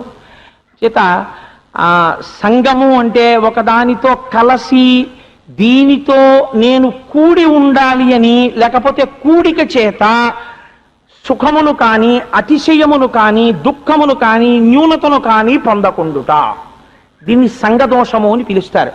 ఉదాహరణకి నేను ఏంటంటే లోకమంతా పనికిమాలినవాడు అని పిలిచినటువంటి ఒక వ్యక్తి ఉన్నాడు. నేను ఎక్కువగా ఆ వ్యక్తితో కలిసి తిరుగుతున్నాను అనుకోండి. తిరుగుతుంటే ఏమిటండి అస్తమానం అతనితో తిరుగుతుంటాడో ఆయనతో తిరుగుతుంటాడో అని నన్ను అన్నారు అనుకోండి. ఓహో, నేను అలా తిరుగుతుంటే నాకు బిలో ది డిగ్నిటీ, మీరు ఈ మాటలు చాలా ఎక్కువగా వింటుంటారు సమాజంలో. ఆయనతో వెళ్ళడం ఏంటంటే నాకు బిలో ది డిగ్నిటీ అంటాడు. లేకపోతే ఓ పెద్ద ఆయన, వీడి దృష్టిలో ఆయన క్యారెక్టర్ గురించినటువంటి విచారణ ఏమి ఉండదు. పెద్దరికానికి చాలా లక్షణాలు ఉంటాయి ప్రపంచంలో, అధికారం ఓ పెద్ద లక్షణం. ఏంటి, స్టేజ్ మీద ఓ 100 సినిమాల్లో రకరకాలుగా యాక్ట్ చేయడం ఓ లక్షణం. ఇలాంటి లక్షణాలు ఏవో పెట్టుకుని ఆయన కనపడితే ఆయనతో ఫోటో దిగడం, ఆయన ఓ సరదాగా తిరుగుతాడు అంతే. ఈ ఫోటో తెచ్చి ఇంట్లో పెట్టుకుని రోజు చూసుకోవడం, దాని బదులు రాముడి ఫోటో పెట్టుకో బాగుపడతావు. అది పెట్టుకుని ఏం చేస్తావు, వాడే పెద్ద నటుడు, వాడు నీతో దిగింది ఇంకో నటన. ఎందుకు పనికి వస్తుంది నేను ఉద్ధరించడానికి? ఎందుకు పనికిరాదు. వాడు ఎవరినో ఆటోగ్రాఫ్ అడగడం, వాడు ఇలా అనడం, ఇది తీసుకెళ్లి ఇంట్లో ఫోటో కట్టించుకుని దాచుకోవడం, వచ్చిన వాళ్ళకి చూపించడం, ఎందుకు పనికి వస్తుంది? అది నేను ఏ రకంగా ఆత్మోద్ధరణం చేసిందో నాకు చెప్పండి. మీ ప్రవర్తనని ఏమైనా అది మారుస్తుందా? ఈ ఆటోగ్రాఫ్ అనబడేటటువంటి సంస్కృతి ఎక్కడి నుంచి వచ్చిందో కానీ నాకు చాలా ఆశ్చర్యకరంగా ఉంటుంది. వాడు ఇలా అంటాడు, వీడు దాచుకుంటాడు. ఎందుకంటే అది మీకు నాకు ఇది ఈ రకంగా పనికొస్తుందండి అని మీకు ఏమైనా ఉపయోగం ఉంటుందా? ఏమీ ఉండదు. మీరు ఒక శ్లోకాన్ని తీసుకుని, గాంధీజీ జీవితంలో ఒక సంఘటనని తీసుకుని మీరు ఒక బోర్డు మీద రాసి పెట్టి, నేను ఒకసారి ఒకరింటికి వెళ్ళాను కాకినాడలో. వెడితే ఆ తల్లి నన్ను మా పిల్లల బెడ్రూమ్ చూద్దురుగాని రండి కోటేశ్వరారు అని తీసుకెళ్తే నేను ఆ బెడ్రూమ్లోకి వెళ్ళేటప్పటికీ ఒక తెల్ల కాగితం మీద స్కెచ్ పెన్తో ఒక అందమైనటువంటి ప్రొవెర్బ్, ఒక సామెత ఒకటి రాసి ఇలా అంటించుంటే నేను ఆ ప్రొవెర్బ్ చదివి చాలా సంతోషించాను. చదివి, అమ్మ చాలా బాగుంది, ఇది మీ అబ్బాయి రాసుకున్నాడా అని అడిగాను. లేదండి, మా పిల్లలు స్కూల్కి వెళ్ళిపోయిన తర్వాత ఖాళీ కదా, నేనేం చేస్తానంటే పుస్తకాలు చదివి అందులోంచి మంచి మంచి విషయాలన్నింటినీ తీసి ప్రతిరోజు నేను ఇలాంటి అట్టముక్కలు, సాధారణంగా మనం ఈ చీరలు ప్యాంట్లు కొనుక్కున్నప్పుడు ఇచ్చే అట్టపెట్టెలు కత్తిరించి వెనకవైపు ఉన్నటువంటి తెల్లదాని మీద స్కెచ్ పెన్తో ఈ ప్రొవెర్బ్ రాసి ఒక మన చిన్న టేప్ ముక్కోటి పెట్టి రోజు మా అబ్బాయి ఎదురుగుండా అంటిస్తాను. వాడు నిద్ర లేవగానే అమ్మ చెప్పిన ప్రొవెర్బ్ అని చెప్పి ఆ ప్రొవెర్బ్ చదువుకుంటాడు. ఇలా మా వాడికి ఇప్పుడు చాలా ప్రొవెర్బ్స్ తెలుసండి. ప్రొవెర్బ్స్ అంటే సామెతలు తెలుసుకుని వాడి జీవితంలో అన్వయం చేసుకున్నాడు. అందుకని నా పిల్లలకి ఒక మంచి మాట చెప్పడానికి నేను ఇదో మార్గంగా తీసుకున్నాను. దానివల్ల నేను కూడా ఒక మంచి విషయం చదవాలి అని చదువుతుంటానండి అన్నారు. నాకు చాలా ముచ్చటేసింది. ఒక వ్యక్తి తనని తాను ఉద్ధరించుకోవడానికి, తన బిడ్డల్ని ఉద్ధరించడానికి ఎంత మంచి మార్గాన్ని ఎంచుకున్నారో చూడండి. వాయువుకి సంగదోషం ఉండదు. సంగదోషం అంటే ఇందాక చెప్పిన ఆటోగ్రాఫ్ సంస్కృతి. ఒక ఆయన పక్కన కూర్చుని ఫోటో తీయించుకోవడం. ఎందుకు ఈ ఫోటో అంటే ఆయన చాలా గొప్పవాడు సమాజంలో, అందుకని ఆయనతో ఒక ఫోటో ఉంటే మనం కూడా చాలా గొప్పవాళ్ళం అయిపోయామని ఒక పిచ్చి, అందుకని ఆ ఫోటో ఒకటి పెట్టుకోవడం. ఒక 3 ఏళ్ళో 4 ఏళ్ళో పోయిన తర్వాత ఆయన మర్డర్ చేస్తాడు ఎక్కడో, చేసిన తర్వాత కోర్టులో కేసు అవుతుంటుంది, వీడి ఫోటో దాచేస్తాడు. ఎందుకంటే మరి తీయించుకున్న ఫోటో అటువంటిది, ఇప్పుడు ఆయన కోర్టులో కల్ప్రిట్, అందుకని ఫోటో వీడి దాచేస్తాడేమో, రేపు వీడి దగ్గరికి వస్తారేమో ఇంట్రాగేషన్. కానీ ఎవడు చెప్పిన ప్రారంభం ఇవన్నీ ఎందుకు వచ్చింది? గాలి నుంచి ఈ విషయం నేర్చుకో అని చెప్పారు దత్తాత్రేయ స్వామి. గాలి చూడండి, ఇప్పుడు ఇందులోంచి గాలి వస్తుంది అనుకోండి, వస్తూ ఈ పువ్వుల మీదకి వచ్చింది అనుకోండి, ఈ పువ్వుల మీదకి రాగానే గాలి ఈ పువ్వుల యొక్క వాసనని తనలోకి తీసుకుంటుంది, తీసుకుని ఇలా వెళ్ళిపోతుంది. వెళ్ళిపోయినప్పుడు అక్కడ మీరు కూర్చున్నారనుకోండి, మీ మీదకి పూల వాసన వస్తుంది. ఈ గాలి ఇలా వెళ్ళిపోతూ వెళ్ళిపోతూ దీని మించి వెడితే మంచి సువాసన వస్తుంది, అందుకని నేను ఇంకొక డైరెక్షన్లో వెళ్ళను, ఇలాగే వెడుతూ ఈ పువ్వులు మించే వెడతానని గాలి ఏం వెళ్ళదు. ఒకవేళ ఇలా వెళ్ళిపోతుంటే అక్కడికి వెళ్ళిన తర్వాత కొంత మలం కనపడింది అనుకోండి, అమ్మ బాబాయ్ అక్కడ మలం ఉంది అందుకని నేను అటు వెళ్ళనని గాలికి తిరగదు, ఆ మలం మించి వెళ్ళిపోతుంది.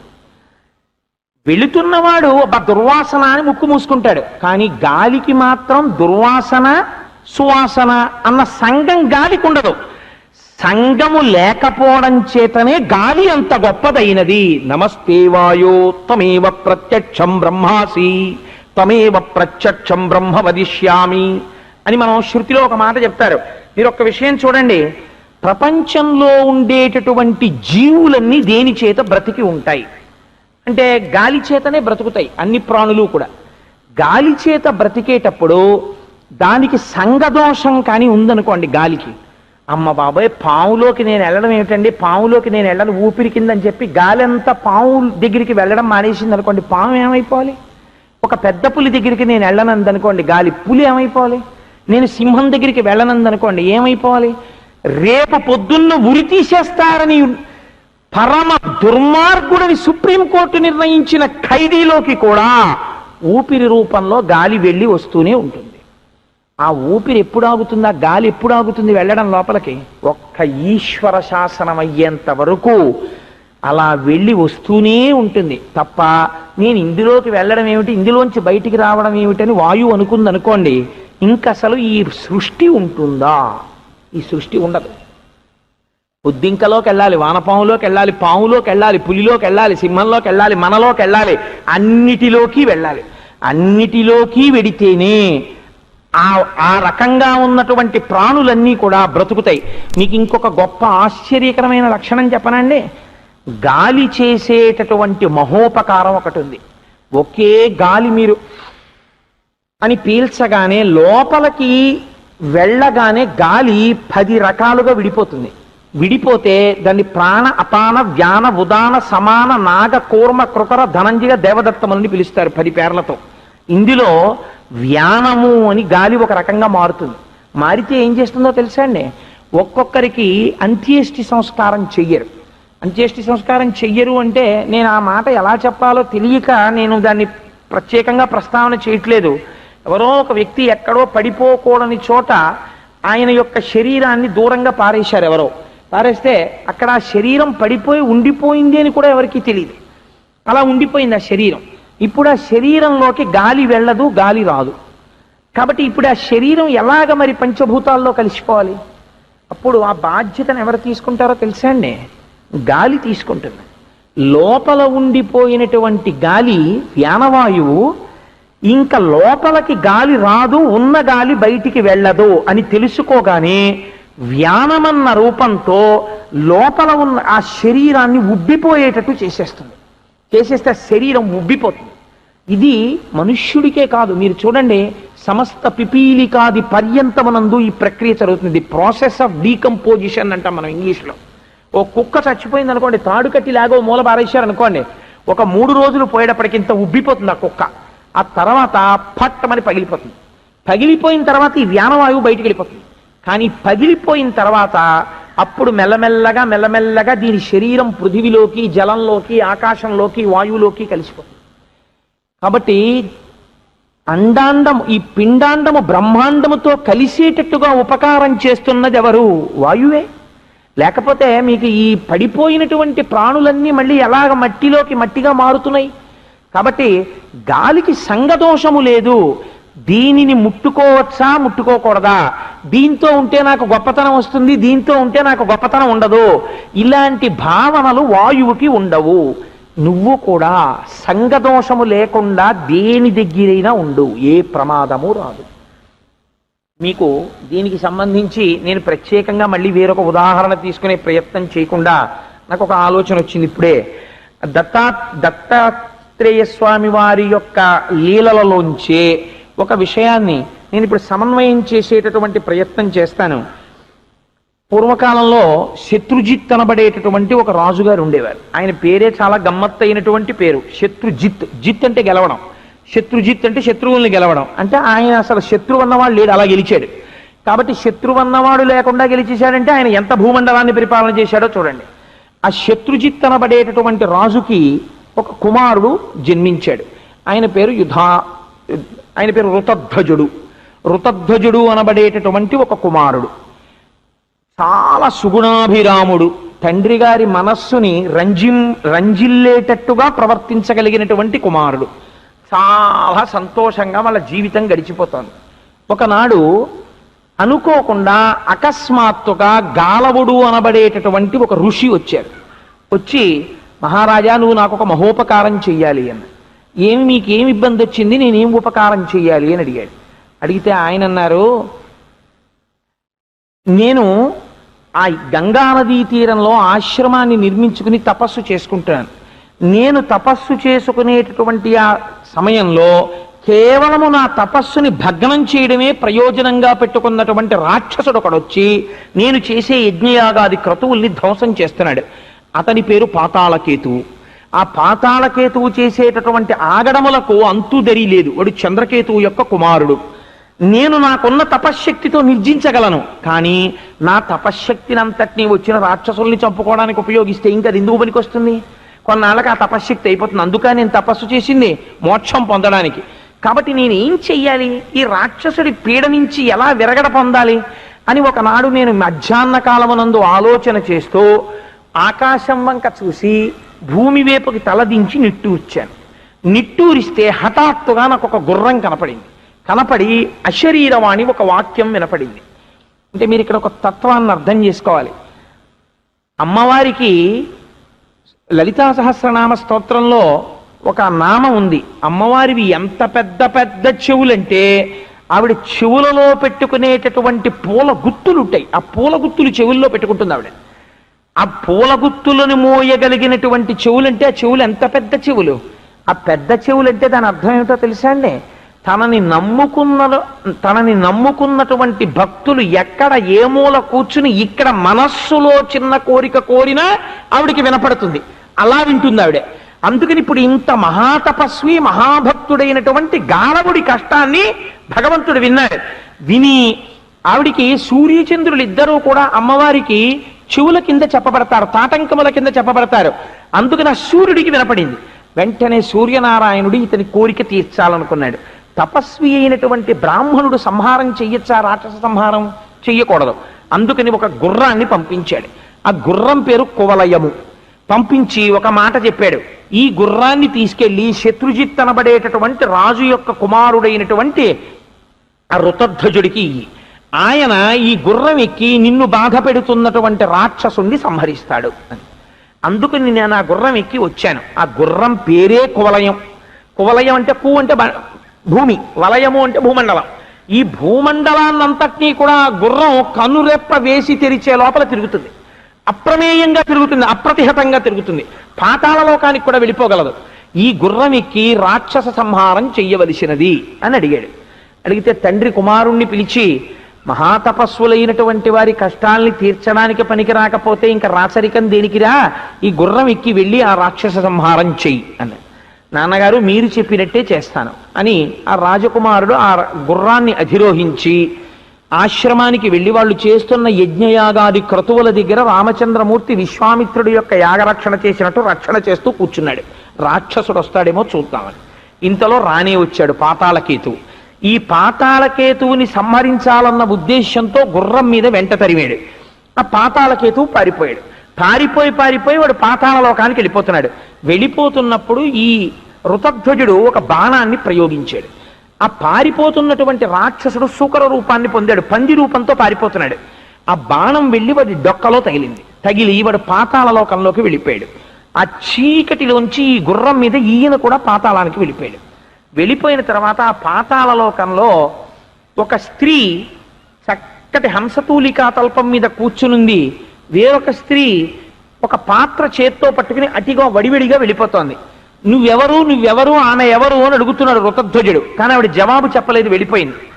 తీరా దగ్గరకు వెళ్ళి నిలబడి చూసిన తరువాత హంసతూలికా తల్పం మీద కూర్చున్నటువంటి స్త్రీ యొక్క అందచందములను చూసి ఈ రాజకుమారుడైనటువంటి ఋతధ్వజుడు వివశుడయ్యాడు, మన్మథ బాణములకు గురి అయ్యాడు. ఆవిడ కూడా రాజకుమారుణ్ణి చూసి మోహించింది కానీ కన్నుల వెంట కన్నీటి ధారలు కారుతుండగా కింద పడి స్పృహ తప్పిపోయింది. ఆశ్చర్యపోయాడు రాజకుమారుడు, ఇదేమిటి కాసేపు సంతోషపడింది, కాసేపు స్పృహ తప్పిపోయింది ఏమిటని. ఇంతలో లోపలికి వెళ్ళిన స్త్రీ బయటికి వచ్చి ఆవిడంది, నా పేరు కుండవ, ఈవిడ పేరు మదాలస. మదాలస అనబడేటటువంటి ఈమె ఒక గంధర్వరాజ యొక్క కుమార్తె, విశ్వవసు అని పిలువబడేటటువంటి గంధర్వుని యొక్క కుమార్తె. ఈ మదాలస ఎక్కడో గంధర్వలోకంలో ఉండేటటువంటి స్త్రీ ఒకనాడు ఉద్యానవనంలో విహరిస్తూ ఉండగా పాతాళకేతు అనబడేటటువంటి రాక్షసుడు ఈమెని బలాత్కారంగా అపహరించి తీసుకొచ్చి వివాహం చేసుకుందామని ఇక్కడ బంధించాడు. రేపు వివాహం చేసుకుందాం అనుకుంటున్నాడు, ముహూర్త నిర్ణయం చేయించాడు.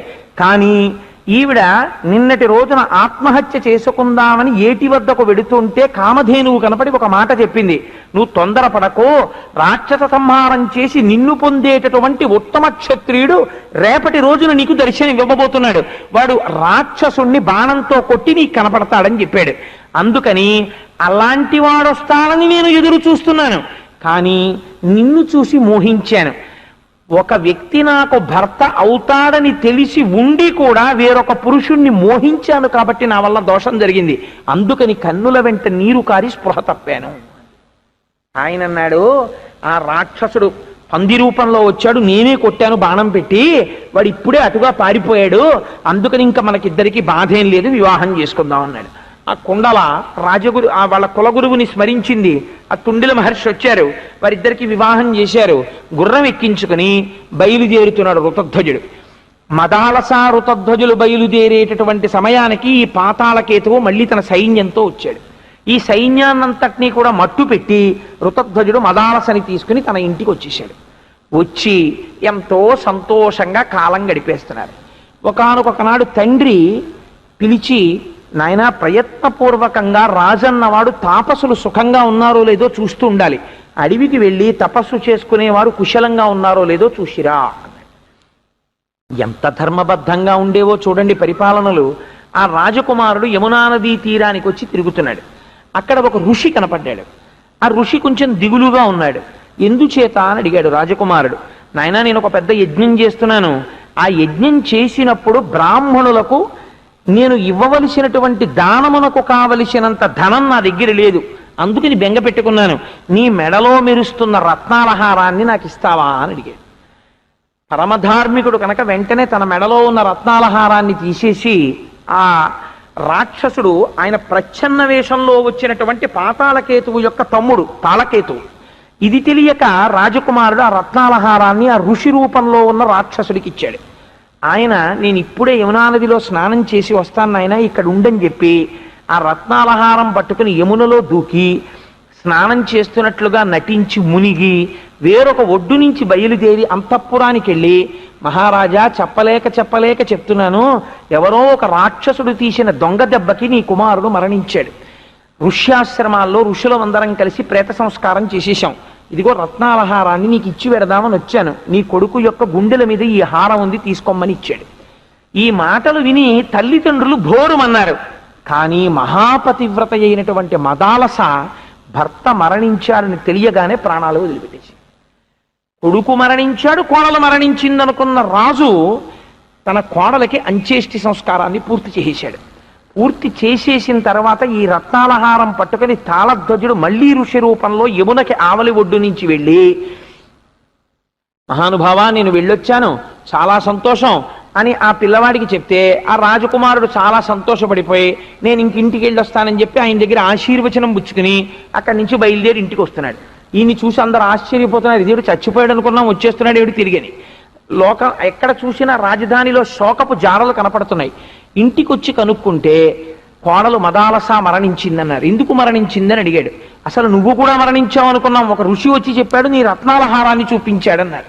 అప్పుడు అర్థమైంది, ఓహో ఇది తాళకేతువు యొక్క కుతంత్రం అన్నమాట, నా భార్య మరణించిందని. పాపం అప్పటి నుంచి అతను వేరొక స్త్రీని తన భార్యగా స్వీకరించకుండా కేవలము పిల్లలతో కలిసి ఆటలాడుకుంటూ తన కష్టాన్ని మరిచిపోయే ప్రయత్నం చేశాడు. ఇది ఇలా జరుగుతుంటే ఒక ఆశ్చర్యకరమైన సంఘటన జరిగింది. పాతాళలోకం నాగలోకంలో ఉన్నటువంటి ఇద్దరు నాగకుమారులు భూలోకానికి వచ్చి వేరు వేషాలతో ఈ రాజకుమారుడితో ఆడుకుని సాయంకాలం మళ్ళీ పాతాళలోకానికి వెళ్ళిపోయేవారు. వాళ్ళు వెళ్ళి తండ్రి గారితో చెప్పారు, నాన్నగారు ఋతధ్వజుడు ఎంత మంచివాడో, మేము రోజు అతనితో ఆడుకుంటూ ఉంటాం, అందువల్లే ఆలస్యం అవుతోంది ఇంటికి రావడం అని ఒక రోజు తండ్రి గద్దించి అడిగితే చెప్పారు. చెప్తే ఆయన అన్నాడు, రే మీరు రోజు వెళ్ళి ఆయనతో ఆడుకుంటున్నారు కదా, మిమ్మల్ని అంత ఆదరిస్తున్నాడు కదా, మరి మనం ఆయనకి ఏమైనా బహుమానం ఇవ్వాలి కదా, మీకు మీ బోలెడు బహుమానాలు ఇస్తున్నాడు కదా, అందుకని మీరు కూడా ఏదైనా బహుమానం పట్టుకెళ్ళండి అన్నారు. అంటే ఆ పిల్లలు అన్నారు, ఋతధ్వజుడికి లేనిది అన్నదేం లేదు, ఆయనకు అన్నీ ఉన్నాయి. రాజ్యం ఉంది, సంపద ఉంది, కోశాగారం ఉంది, సైన్యం ఉంది, అందం ఉంది, యవ్వనం ఉంది, అన్నీ ఉన్నాయి. అతనికి లేనిది ప్రియమార ప్రేమించినటువంటి భార్య మరణించింది. మీకేమైనా చేతనైతే నాన్నగారు అతని చనిపోయిన భార్య మదాలసాని ఇప్పించండి అన్నాడు. ఒరే చనిపోయిన వాళ్ళు ఎక్కడొస్తారా అన్నాడు తండ్రి. అయితే ఇంకా మనం ఇవ్వగలిగింది ఏముందండి అన్నాడు. కానీ తండ్రి వదిలిపెట్టలేదు, పిల్లల దగ్గర ప్రగల్భాలు పలకకూడదని. అప్పటికి ఎలా వస్తుందిరా అన్నాడు. కానీ బయలుదేరి హిమాలయ పర్వత శిఖరముల మీద కూర్చుని తన కొడుకులిని సంతోషపెట్టినటువంటి వాళ్ళ స్నేహితుడికి ఉపకారం చెయ్యాలని, మహాత్ముల స్థితి ఎలా ఉంటుందో చూడండి. ఆయన తన తమ్ముడైనటువంటి కంబలుణ్ణి తీసుకుని ఇద్దరూ కలిసి వెళ్ళి తపస్సు చేశారు. తపస్సు చేసి గొప్ప స్తోత్రాలు చేస్తే సరస్వతీదేవి ప్రత్యక్షమైంది. వాళ్ళకి సంగీతమునందు ప్రావీణ్యం ఇచ్చింది. ఆ సంగీతంతో మళ్ళీ నాదస్వరూపుడైన పరమశివుణ్ణి స్తోత్రం చేశారు. పరమశివుడు ప్రత్యక్షమయ్యాడు. మీకేం కావాలన్నాడు. అంటే మరణించినటువంటి మదాలస మరణించే నాటికి ఎటువంటి రూప యవ్వనములతో ఉందో అటువంటి వయస్సులో మళ్ళీ నాకు కుమార్తెగా పుట్టాలన్నాడు. అంటే శంకరుడు తలుచుకుంటే చెయ్యలేనిది ఏముంటుంది? శహబాష్, నీకు కూతురుగా పుడుతుంది మదాలస.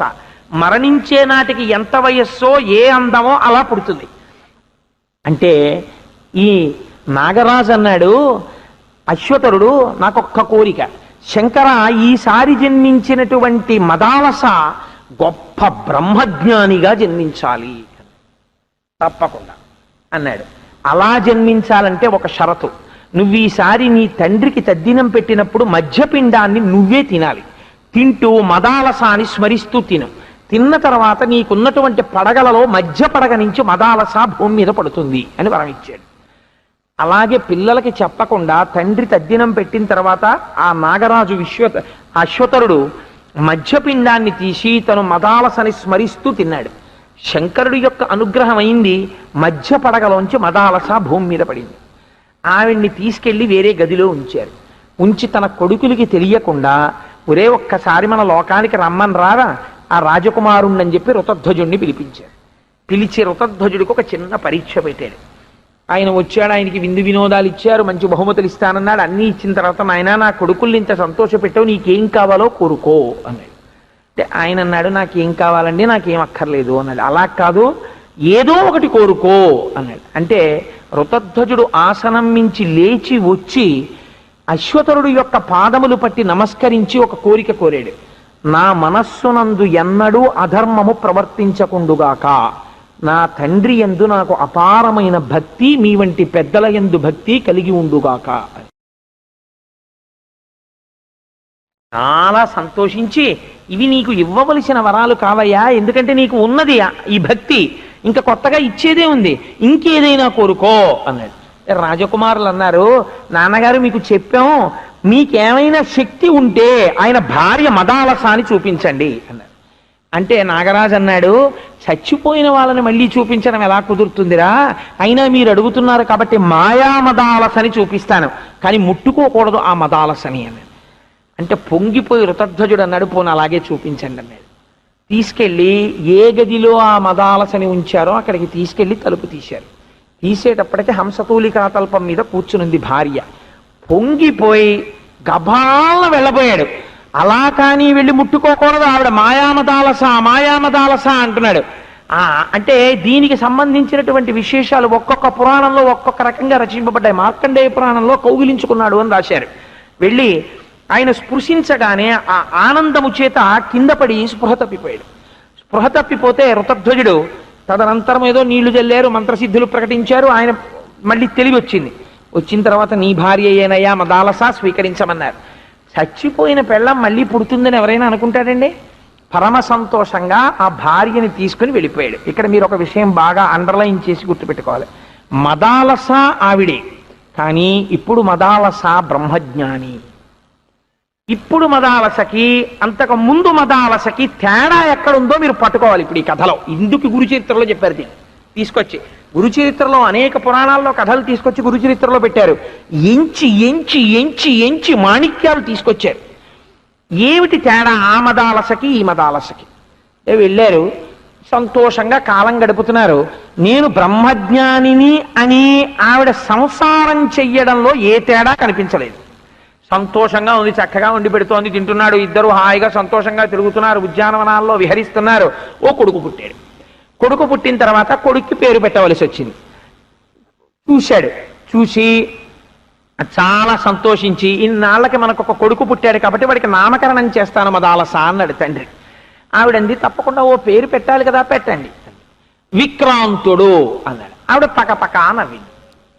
ఎందుకు నవ్వింది అర్థం కాలేదు రాజుకి. సరే విక్రాంతుడు అని పేరు పెట్టాడు. విక్రాంతుడు అని పేరు పెట్టాడు, కొడుకు పుట్టాడు అంటే ఆవిడ ఆయనతో పాటు సహజీవనం చేస్తోందా లేదా? చేస్తోంది. మళ్ళీ కొంతకాలం అయింది, ఇంకో కొడుకు పుట్టాడు. ఈ కొడుక్కి కూడా నామకరణం చేస్తాను అన్నాడు. చెయ్యి అంది. సుబాహు అన్నాడు. మళ్ళీ పక్కపక్క నవ్వింది. ఊరుకున్నాడు. ఏమిటి నేను పేరు చెప్పినప్పుడల్లా నవ్వుతుంటుంది అని. మూడో కొడుకు పుట్టాడు. ఈసారి మళ్ళీ నామకరణం చేస్తున్నాను అన్నాడు. చెయ్యి. శత్రుమర్దనుడు అన్నాడు. మళ్ళీ నవ్వింది. కొంచెం చిన్నబుచ్చుకున్నాడు రాజు. ఏమిటి కొడుకులకి నామకరణం చేసినప్పుడల్లా నేను పేరు చెప్తే అది వద్దులేండి అందో, కానీ నవ్వుతుంది. ఏమిటి విచిత్రం అనుకున్నాడు. నాలుగో కొడుకు పుట్టాడు. ఈసారి అన్నాడు, నేను పెట్టను పేరు. నేను పేరు పెట్టినప్పుడల్లా నువ్వు నవ్వావు, నాకు జ్ఞాపకం ఉండిపోయింది. ఎందుకు నవ్వుతున్నావో నాకు తెలియదు, ఈసారి నువ్వు పెట్టు పేరు అన్నాడు. నేను పేరు పెడితే నువ్వు నవ్వకుండా ఉండాలి, అలా పెట్టద్దని అనకుండా ఉండాలి. పెట్టనా అంది. పెట్టు అన్నాడు. అలర్కుడు అన్నాడు. అలర్కుడు అంటే వెర్రి కుక్క అని. అలర్కుడు అని. సరే నేను పేర్లు పెడితే ఎందుకు నవ్వావు? నువ్వేదో పెద్ద చాలా విషయం తెలుసున్న దానిలో ఎంత గొప్ప పేరు పెడతావో అనుకున్నాను, అలర్కుడని పెట్టావు, మరి నేను పెట్టిన పేర్లకు ఎందుకు నవ్వావు అన్నాడు రాజు. ఆవిడంది, రాజా నేను ఎందుకు నవ్వానో తెలుసా? అసలు పేరు నువ్వు పెట్టకపోతే ఇందులో ఉన్నటువంటి జీవుడి యొక్క ఆస్తిత్వము లేదా? ఎంత పెద్ద ప్రశ్న వేసిందండి ఆవిడ. మాయని ప్రశ్న వేసింది. ఇప్పుడు మాయ అనగా ఏమి? నామము రూపము, ఈ రెండే మాయ. ఇప్పుడు నేను దాని గురించి పెద్ద వివరణ చెయ్యను కానండి. నామం ఉంటే రూపం ఉంటుంది, రూపం ఉంటే నామం ఉంటుంది, నామరూపములే మాయ అంతే. కాబట్టి నువ్వు పేరు పెట్టడం ఉందే అసలు అదే పెద్ద మాయ. నువ్వు పేరు పెట్టకపోతే, నువ్వు విక్రాంతుడు అని పేరు పెట్టలేదనుకో, ఈ వచ్చినటువంటి జీవుడు ఎక్కడి నుంచి వచ్చాడో వాడి రావడంలో ఏమైనా మార్పు వచ్చేస్తుంది ఏమిటి? నువ్వు ఈ పేరు పెట్టావని వాడు ఎలా వెళ్ళిపోతాడో అలా వెళ్ళిపోకుండా ఉండిపోతాడేమిటి? ఈ పేరు పెట్టడమే ఓ విర్రి. అందులోనూ నువ్వు పెట్టుకున్న పేరు ఎంత గొప్ప పేరు పెట్టావు, విక్రాంతుడు అని పేరు పెట్టావు. క్రాంతి అనగా ఏమి? క్రాంతి అంటే గమనము, కదలిక. విక్రాంతి, వి అంటే సంస్కృతంలో వి అన్న అక్షరానికి ఒక రహస్యం ఉంది. అది ధన సంబంధంగానూ పనిచేస్తుంది, రుణ సంబంధంగానూ పనిచేస్తుంది, రెండు లక్షణాలు ఇచ్చేస్తుంది వి. సంస్కృతంలో వితో చాలా ప్రమాదం. ఎందుకంటే వి అని విచిత్రము అన్నారనుకోండి మీరు, చాలా విశిష్టమైనటువంటి చిత్రము అని ఒక అర్థం. విధవ అన్నారనుకోండి, ధవ అంటే భర్త కలిగినది, విధవ అంటే భర్త లేనిది, నెగిటివ్ అక్కడ. ఇక్కడ పాజిటివ్. కాబట్టి ఒక్కొక్కసారి అది అడ్జెక్టివ్గా వర్క్ చేస్తుంది వి. ఒక్కొక్కసారి వి సంస్కృతంలో నెగిటివ్గా వర్క్ చేస్తుంది, అంటే వ్యతిరిక్తార్థాన్ని చూపిస్తుంది. కాబట్టి విక్రాంతుడు అన్నావు, అంటే విశిష్టమైన కదలిక కలిగిన వాడు అన్నావు. రాజా నేను ఒక మాట అడుగుతాను చెప్పు, కదిలేదేది? శరీరం కదులుతుంది. కదిలేటటువంటి శరీరం జడము, ఇది తనంత తాను కదలలేదు. ఈ శరీరము కదలాలంటే లోపల ఏముండాలి? ఆత్మ ఉండాలి. ఆత్మ ఉంటే కదులుతుంది. అసలు ఆత్మ కదలడానికి ఆత్మ సర్వవ్యాపకము, అది స్థాణువు, ఇంకా కదలడానికి చోట్లేదు, అంతటా నిండిపోయింది. అంతటా నిండిపోయి కదలిక లేని ఆత్మ కదులుతుందని విక్రాంతుడని పేరెట్టావా? అది ఉంటే తప్ప కదలలేని జడమైన శరీరానికి విక్రాంతుడని పేరెట్టావా? ఏది చూసి నువ్వు నీ తెలివితేటలు మెచ్చుకోను? అందుకు నవ్వానన్నాడు. సరే అయితే మరి సుబాహు దీనికి ఎందుకు నవ్వావన్నాడు. మళ్ళీ సు వేశావా లేదా? బాహు, చేతులు ఏమిటి? మంచి చేతులు. ఆ చేతులు మంచి పని చెయ్యాలంటే లోపల ఆత్మ ఉండాలి. ఆత్మ చైతన్యం ఉంటే మంచి పని చేస్తాయి. మంచి పని చేయించేటటువంటి ఆత్మ చైతన్యం మనకు మంచి చెడు అన్న విచక్షణమే లేదు. అది ఎప్పుడు అలాగే ఉంటుంది, దానికి సంగమే లేదు. ఇంకా ఈ చేతులంటే అలా అసలు లోపలది లేకపోతే ఇవి పని చెయ్యవు. మరి సుబాహు అని పేరు ఎందుకు పెట్టావు? శత్రుమర్దనుడు, మరి మూడో పిల్లాడికి ఎందుకు నవ్వావన్నాడు. శత్రుమర్దనుడు అని పేరెట్టావు అంటే ఈ శరీరానికి ఎవడో శత్రువు ఉంటే కదా మర్దించడం. అంటే ఓం అని నామకరణం చేస్తూనే వీడికి ఎవడో శత్రువు ఉండాలి, వీడు మర్దించాలని నువ్వు కోరుకున్నావు. అంటే అజ్ఞానం ఉంటేనే కదా శత్రుత్వం ఉంటుంది. అంటే నీ కొడుకు ఏదో అజ్ఞానం ఉండాలని నువ్వు కోరుకున్నట్టేనా కాదా? పోనీ ఆత్మ సంబంధంగా చూస్తే ఆత్మకి శత్రువులు ఎవరున్నారు? ఉన్నది ఒక్కటే అయినటువంటి ఆత్మకి శత్రువు లేరు, కాబట్టి ఆత్మకి మర్దన గుణం లేదు. ఇంకా శరీరము మర్దించవలసి వస్తే శత్రువుని చూసింది కాబట్టి అజ్ఞానంలో ఉంది. ఏ విధంగా చూసినా నువ్వు పెట్టినటువంటి పేరే గొప్పది. కాబట్టి అసలు సృష్టిలో ఆత్మకి పేరు పెట్టడమే మాయ. అందుకని పేరు పెట్టడానికి వీలు లేని దానికి పేరు పెట్టవలసిన రోజే వస్తే ఎర్రి కుక్క అని పిలిస్తే మాత్రం తప్పేమిటా పేరుకి? అందుకని నేను అలర్కుడు అని పేరెట్టానయా తప్ప అంది. అమ్మ బాబోయ్ ఎంత వేదాంతం చెప్పావే అన్నాడు. ఇది ఆ మదాలసకి ఈ మదాలసకి తేడా. ఆ మదాలస భర్త మరణించాడని విన్నంత మాత్రం చేత తాను మరణించింది, అంత సంగం ఉంది భర్త విషయంలో. ఈ మదాలస పుట్టిన పిల్లలకి పేర్లక్కర్లేదంటోంది, ఆత్మని మాత్రమే చూస్తోంది. ఎంత తేడా వచ్చిందో చూడండి. శంకరుడు బ్రహ్మజ్ఞానిగా పుట్టించాడు. ఇప్పుడు ఆవిడ ఒక్కొక్క పిల్లాన్ని ఉయ్యాల్లో పడుకోబెట్టి ఊపుతూ పాలిస్తోంది, బ్రహ్మజ్ఞానం చెప్పేస్తోంది. ఒరే నాన్న, నువ్వు శరీరానివి కావు, నువ్వు మనస్సు కావు, నువ్వు ఇంద్రియాలు కావు, నువ్వు ఆత్మవి, నువ్వు మళ్ళీ ప్రలోభంలో పడిపోకు, మళ్ళీ మనస్సును అనుకోకు, మళ్ళీ సుఖాలను అన్వేషించకు, ద్వంద్వములకు కట్టుబడకు అంటోంది. వాళ్ళు విన్నారు. పిల్లలు పెద్దవాళ్ళు అవగానే తండ్రి గారు పిలిచి, ఒరే మీరందరూ గురుకులానికి వెళ్ళండి రా అంటే, గురుకులమా? ఇంకోట నాన్నగారు మాకేం అక్కర్లేదు, మేము అడుగుపోతున్నాం, తపస్సు చేసుకుంటున్నాం, ఈ శరీరం నేను కాదు, బుద్ధి నేను కాదు, ఆ మనస్సు నేను కాదు, ఇంద్రియాలు నేను కాదు, ఆత్మస్వరూపిని, నాకు ఆత్మానుభవం కావాలని తల్లి నేర్పినటువంటి బ్రహ్మజ్ఞానంతో వాళ్ళు అడవికి వెళ్ళిపోయారు. ముగ్గురు వెళ్ళిపోయిన తర్వాత తండ్రి అన్నాడు, నువ్వు ఎంత బ్రహ్మజ్ఞానివైనా పిల్లలందరికీ ఇలా బ్రహ్మజ్ఞానం నేర్పి అందరూ వెళ్ళిపోతే రేపు పొద్దున నీకు నాకు తగ్గినం పెట్టేవాడు ఎవడు ఉంటాడు? అందుకని గృహస్థాశ్రమంలో ఉండాలి కదా ఒకడైనా. రాజ్యానికి ఉత్తరాధికారి ఎక్కడ ఉంటాడు? సింహాసనం పరిపాలించద్దు. ఈసారి మాత్రం అలర్కుణ్ణి నివృత్తి మార్గంలో పెట్టవద్దు, ప్రవృత్తి మార్గంలో పెట్టాను. సరే దానికే ఉంది, అలాగే పెడతానండి. ఆత్మతత్వం తెలుసున్న వాడికి ఏ తత్వం చెప్పడం కష్టమండి. అందుకు నువ్వు ఉయ్యాల్లో పడుకోబెట్టి, ఒరే నాన్న నువ్వు తండ్రి మాట విను, గురువుల దగ్గర పాఠాలు నేర్చుకో, మంచి ధైర్యవంతుడుగా ఉండు, కీర్తివంతుడుగా ఉండు, ధర్మాన్ని పాటించు, అర్థమును కామమును రెండింటిని ధర్మంతో ముడివేయడం నేర్చుకో, ప్రజల కష్టసుఖాలు బాగా తెలుసుకో, రాజ్యాన్ని బాగా పరిపాలించు, మంచి భుజబలంతో ఉండు, మంచి బుద్ధితో ఉండు, మంచి తీక్షణమైనటువంటి సునిశ్చితమైనటువంటి జ్ఞానంతో ఉండో బోధ చేసింది. వాడు గొప్ప రాజు అయిపోయాడు. పట్టాభిషేకం చేద్దాం అనుకున్నారు అలర్కుడికి. ఒకనొక నాడు ఆయనకి యవ్వరాజ్య పట్టాభిషేకం చేసి ఇద్దరు వెళ్ళిపోతున్నారు వానప్రస్థానికి. మదాలస, ఋతధ్వజుడు వెళ్ళిపోతుంటే ఒక్కసారి చూసింది కొడుకు వంక. అయ్యయ్యో, ముగ్గురు బ్రహ్మజ్ఞానులు అయ్యారు. నాలుగో వాడు ఈ రాజ్యాన్ని, రాజ్య సుఖాలని పట్టుకుని సుఖాలే సుఖాలనుకుని ఆత్మతత్వం తెలుసుకోకుండా ఇలాగే పాడైపోతాడో ఏమిటో, ఈయన చెప్పారని వీడిని ప్రవృత్తి మార్గంలో పెట్టాను. మదాలస కడుపున పుట్టిన వాడు పాడైపోవడానికి వీలు లేదు అని సంకల్పం చేసింది ఆవిడ. సంకల్పం చేసి తన ఉంగరం తీసింది. ఓ చిన్న కాగితం ముక్క తీసి దాని మీద 2 శ్లోకాలు రాసింది, మడిచి అందులో పెట్టింది. పెట్టి ఉంగరం ఆయన చేతికి పెట్టి, ఒరే మేము వెళ్ళిపోయిన తర్వాత ఎప్పుడైనా నీకు ధనం పోయినా, రాజ్యం పోయినా, నువ్వు విపరీతంగా ప్రేమించిన వాళ్ళు పోయినా, నీ మనస్సు దుఃఖముతో బాధపడుతున్నప్పుడు ఈ 2 శ్లోకాలు చదువుకో. ఆనాడు మదాలస చెప్పిన 2 శ్లోకాలు అప్పటి నుంచి ఇప్పటికీ జగత్తుగా 2 శ్లోకాలే. కాబట్టి ఆవిడ ఏం చేసింది, ఉంగరం ఇచ్చి అప్పటి వరకు మాత్రం ఇవి చూడకు, ఆ సమయంలో తప్ప ఇవి బాగా పనిచేయవురా అంది. జ్వరం బాగా ఎక్కువగా ఉంటే ఓ టాబ్లెట్ వేసుకోండి అని ఇస్తారు డాక్టర్ గారు. నార్మల్లో ఉన్నప్పుడు వేసుకోగా, జ్వరం వస్తే వేసుకుంటాం. అలా నీకు ఈ బాధ వస్తే ఈ శ్లోకాలు చదివింది ఆవిడ. తల్లి తండ్రి వెళ్ళిపోయారు, 3 అన్నయ్యలు అడవికి వెళ్ళిపోయారు. మంచి సంతోషంగా రాజ్య సుఖాలు మరిగేశాడు. కాలం గడిచిపోతోంది, కానీ తనకి తెలియట్లేదు. ఆ భోగాల్లో కొట్టుమిట్టాడుతున్నాడు, సుఖంగా కాలం గడిచిపోతోంది. ఒకనాడు అరణ్యంలో ఉన్నటువంటి అన్నగారు సుబాహువు చూశాడు. అయ్యయ్యో, 4 పుట్టాం, 3 బ్రహ్మజ్ఞానులం అయ్యాం, ఒక్కడు మాత్రం రాజ్య సుఖాల్లో వెంపర్లాడుతున్నాడు, వీడిని ఉద్ధరించాలనుకున్నాడు. అనుకుని కాశీరాజు దగ్గరికి వెళ్ళాడు. ఏమండి, మా నాన్నగారి రాజ్యంలో భాగం నాకు రావాలి, కానీ మాకు ఇవ్వకుండా మా తమ్ముడు అలర్కుడు ఒక్కడే అనుభవిస్తున్నాడు, నేను అడిగితే రాజ్యం ఇవ్వనంటున్నాడు, అందుకని మీరు కూడా నాకు సాయం చేస్తే అలర్కుడి మీద దండయాత్ర చేసి రాజ్యం పొందుతాను, సాయం చేయమన్నాడు. కాశీరాజు సైన్యాన్ని తీసుకుని అలర్కుడి మీదకి యుద్ధానికి వచ్చాడు. తనవారని ఎవరిని నమ్మాడో వాళ్ళందరూ కాశీరాజుతో కలిసిపోయారు. కలిసిపోవడంతో కోట చుట్టూ ముట్టడించేశారు. ఏ క్షణంలోనైనా తనను సింహాసనం నుంచి భ్రష్టుణ్ణి చేసి కారాగారంలో పెడతారు. చాలా శోకం కలిగింది. నిన్నటి వరకు ఈ స్థితిలో ఉన్నాను, ఇవాళ ఇలా అయిపోయాను అని బాధ కలిగింది.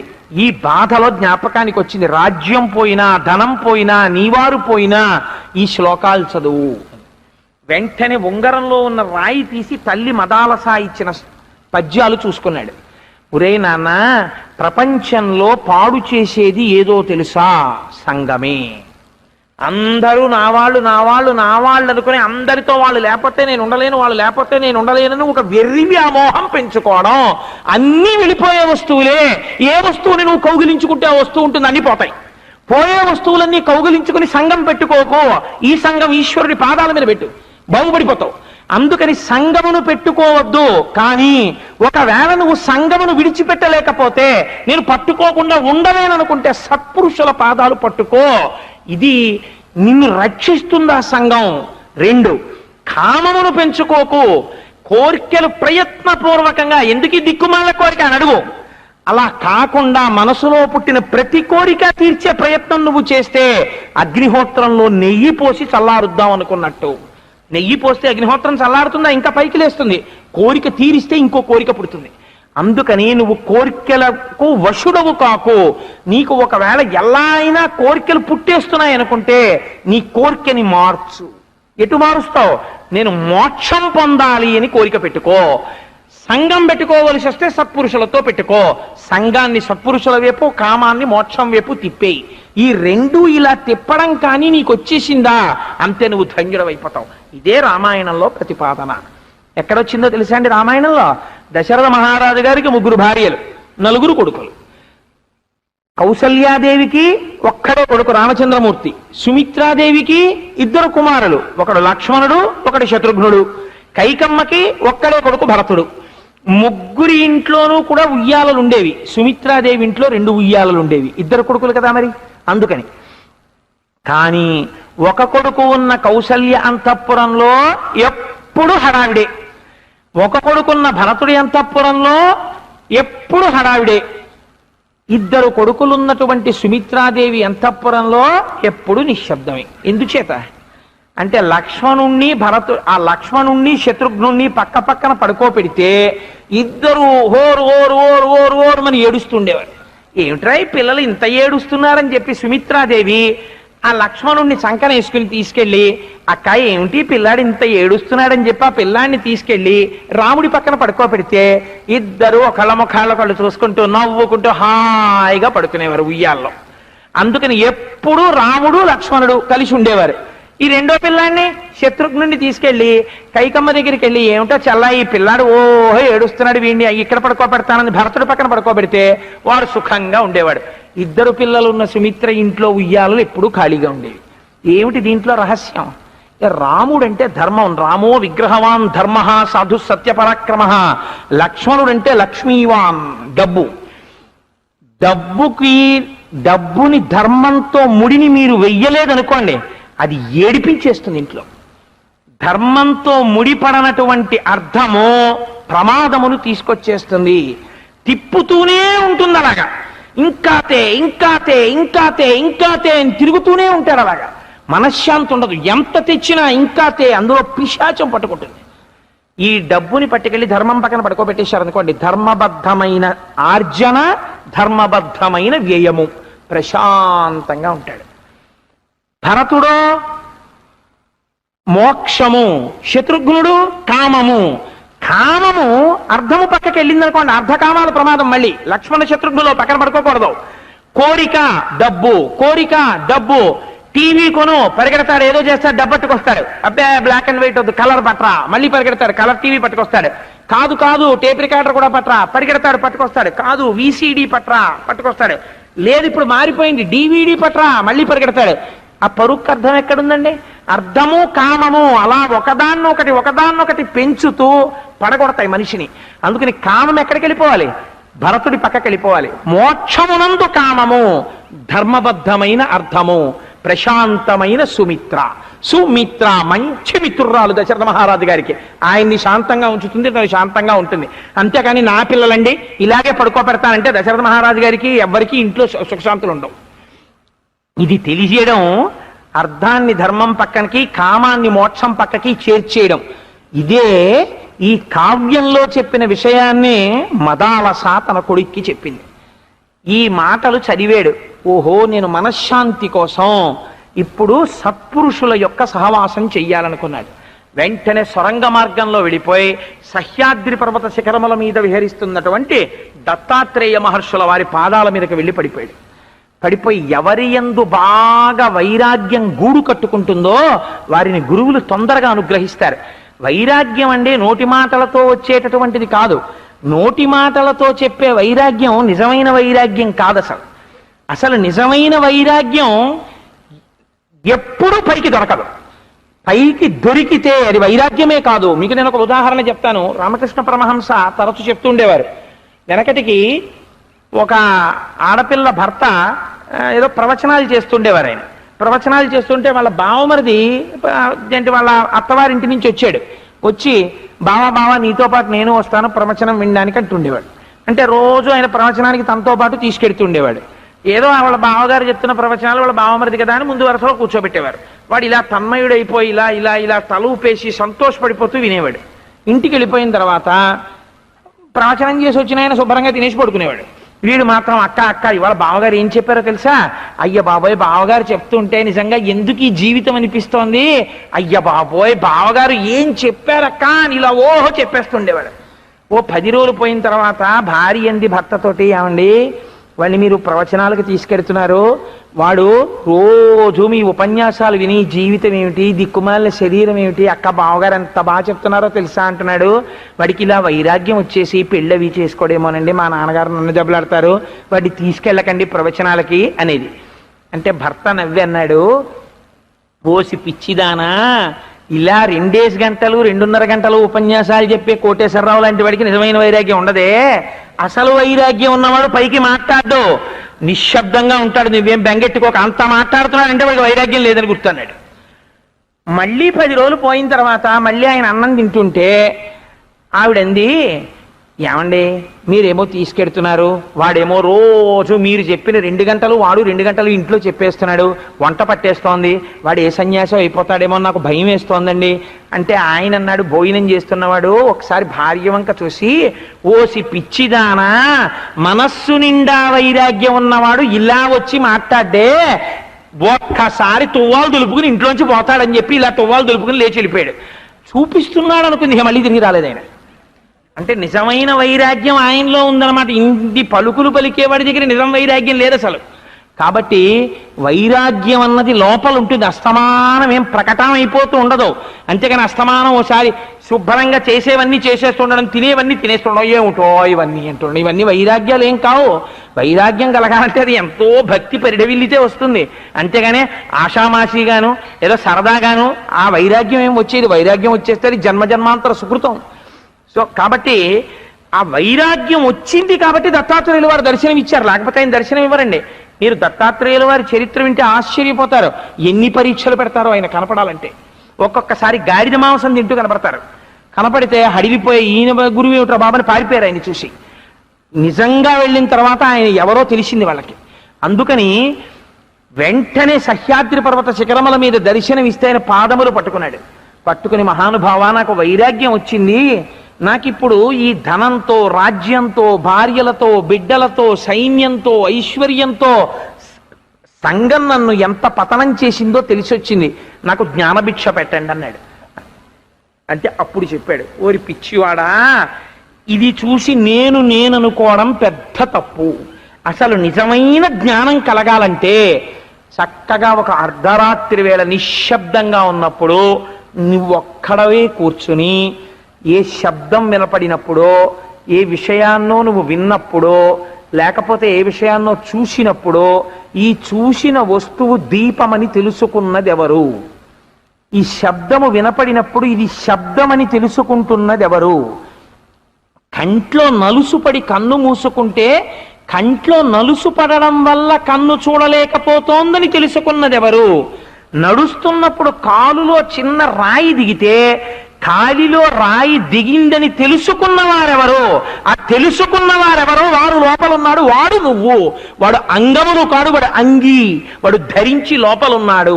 వాణ్ణి వదిలిపెట్టి పై శరీరాన్ని చూసి అది నువ్వు అనుకుంటున్నావు. అదే పొరపాటు. అది దొరకాలంటే ఏం చేస్తావో తెలుసా?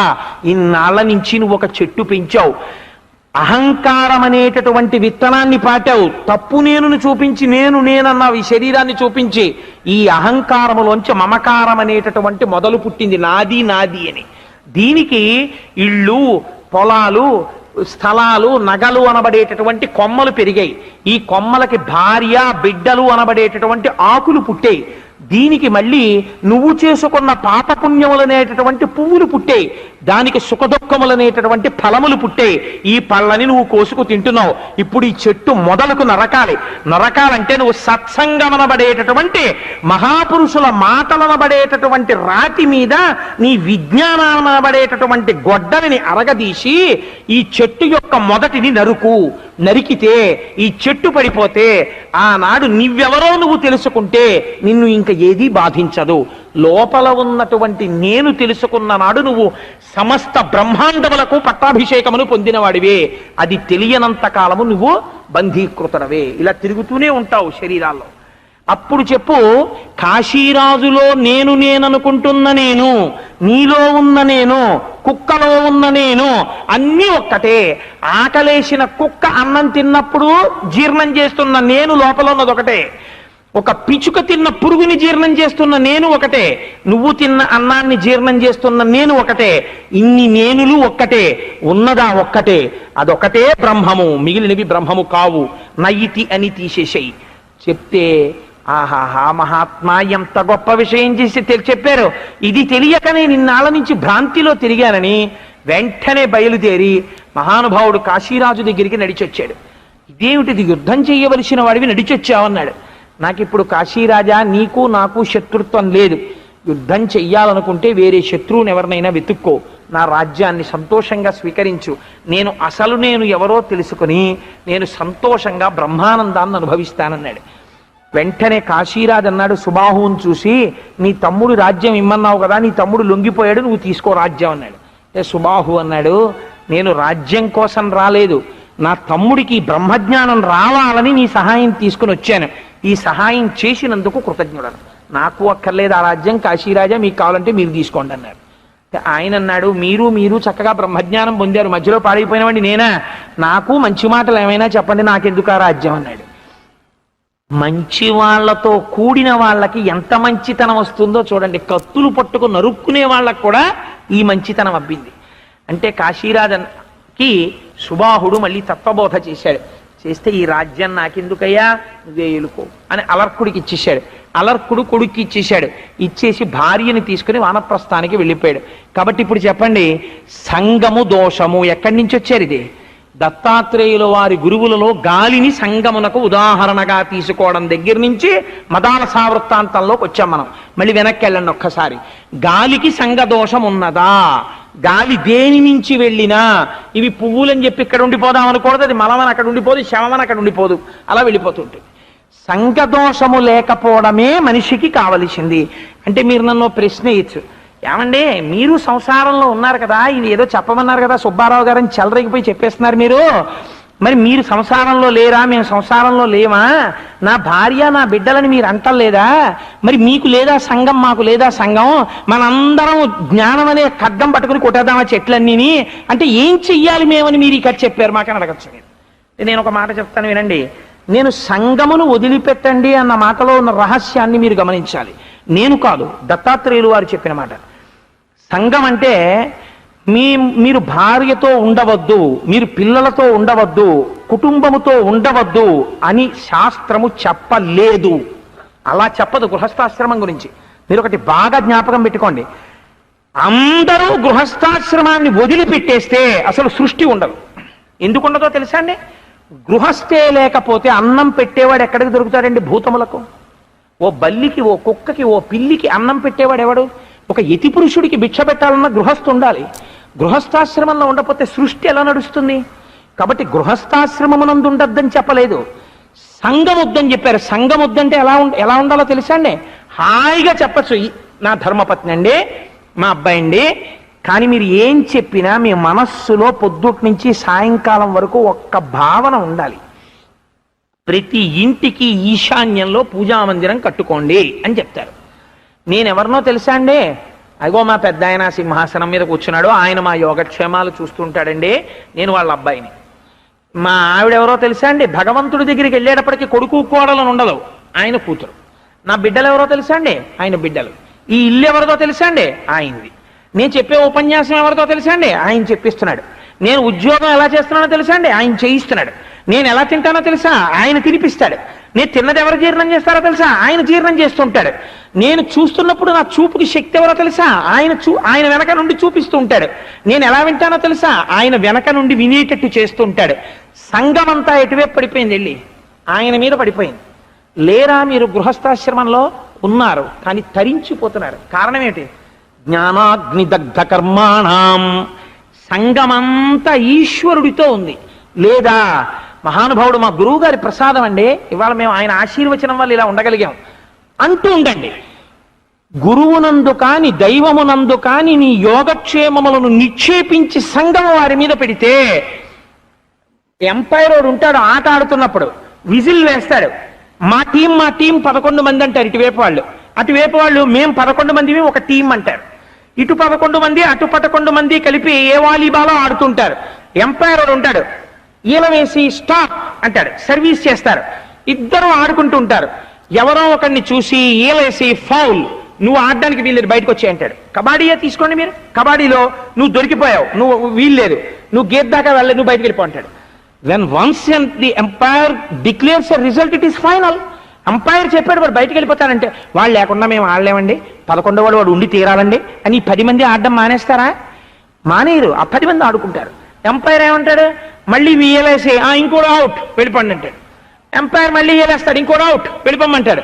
ఎంపైర్ చెప్పాడు, మీరు దాన్ని కాదనడానికి వీల్లేదు. ఆఖరికి ఎంపైర్ ఈ టీం గెలిచింది, ఈ టీం ఓడిపోయింది అంటాడు. ఇద్దరు షేక్ హ్యాండ్లు ఇచ్చుకుని వెళ్ళిపోతాడు. అంతే. ఆయన ఎంపైర్, ఆయన ఈయనతో కలిసి నువ్వు సంసారం చేయి ఈవిడితో అన్నాడు. ఎస్ సార్, మీరు చెప్పారు, హాయిగా నేను ఆవిడితో కలిసి సుఖంగా ఉంటున్నాను.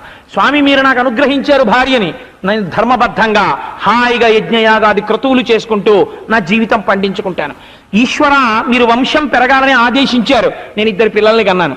ఈశ్వర మీరు నీ అంత నువ్వుగా ఒకరి దగ్గర చెయ్యి చాపకుండా 4 రూపాయలు సంపాదించుకోవాలి పురుషుడు అన్నారు, నేను ఏదో నాకు తోచినటువంటి వృత్తి చేసుకుంటున్నాను. ఈశ్వర నువ్వు సాయంకాలాలు కాసేపు 4 నీకు తెలుసున్న మంచి మాటలు చెప్పన్నారు, నీ అనుగ్రహంతో చెప్పుకుంటున్నాను. నువ్వు ఏది చేసినా కరచరణ కృతం వా కర్మ వాక్కాజం వా, శంకరులు అంటారు, నేను ఏది మాట్లాడినా జపో జల్ప శిల్పం సకలమపి ముద్రా విరచన, ఏది చేసినా సంఘం ఎక్కడ? ఈశ్వరుడితో. ఆఖరికి ఇంట్లో ఉన్నటువంటి వాళ్ళల్లో పెద్ద ఆయన తండ్రి గారు 93 ఏళ్ళు వచ్చేసిన తర్వాత పడిపోయాడు. ఓహో, ఎంపైర్ ఈల వేసి ఒక అరలను తీసేశాడు. ఓయ్ ఎంతసేపు ఆడతాడో ఆట, ఇంకా నాలోకి తీసుకుంటున్నానన్నాడు. స్వామి ఎక్కడున్నారో మా అమ్మ, మా అమ్మగారేం వెళ్ళిపోలేదు, మా అమ్మ పార్వతీదేవిలోకి చేరిపోయారు, మా నాన్నగారా మా స్వామి శంకరుల్లో చేరిపోయారు.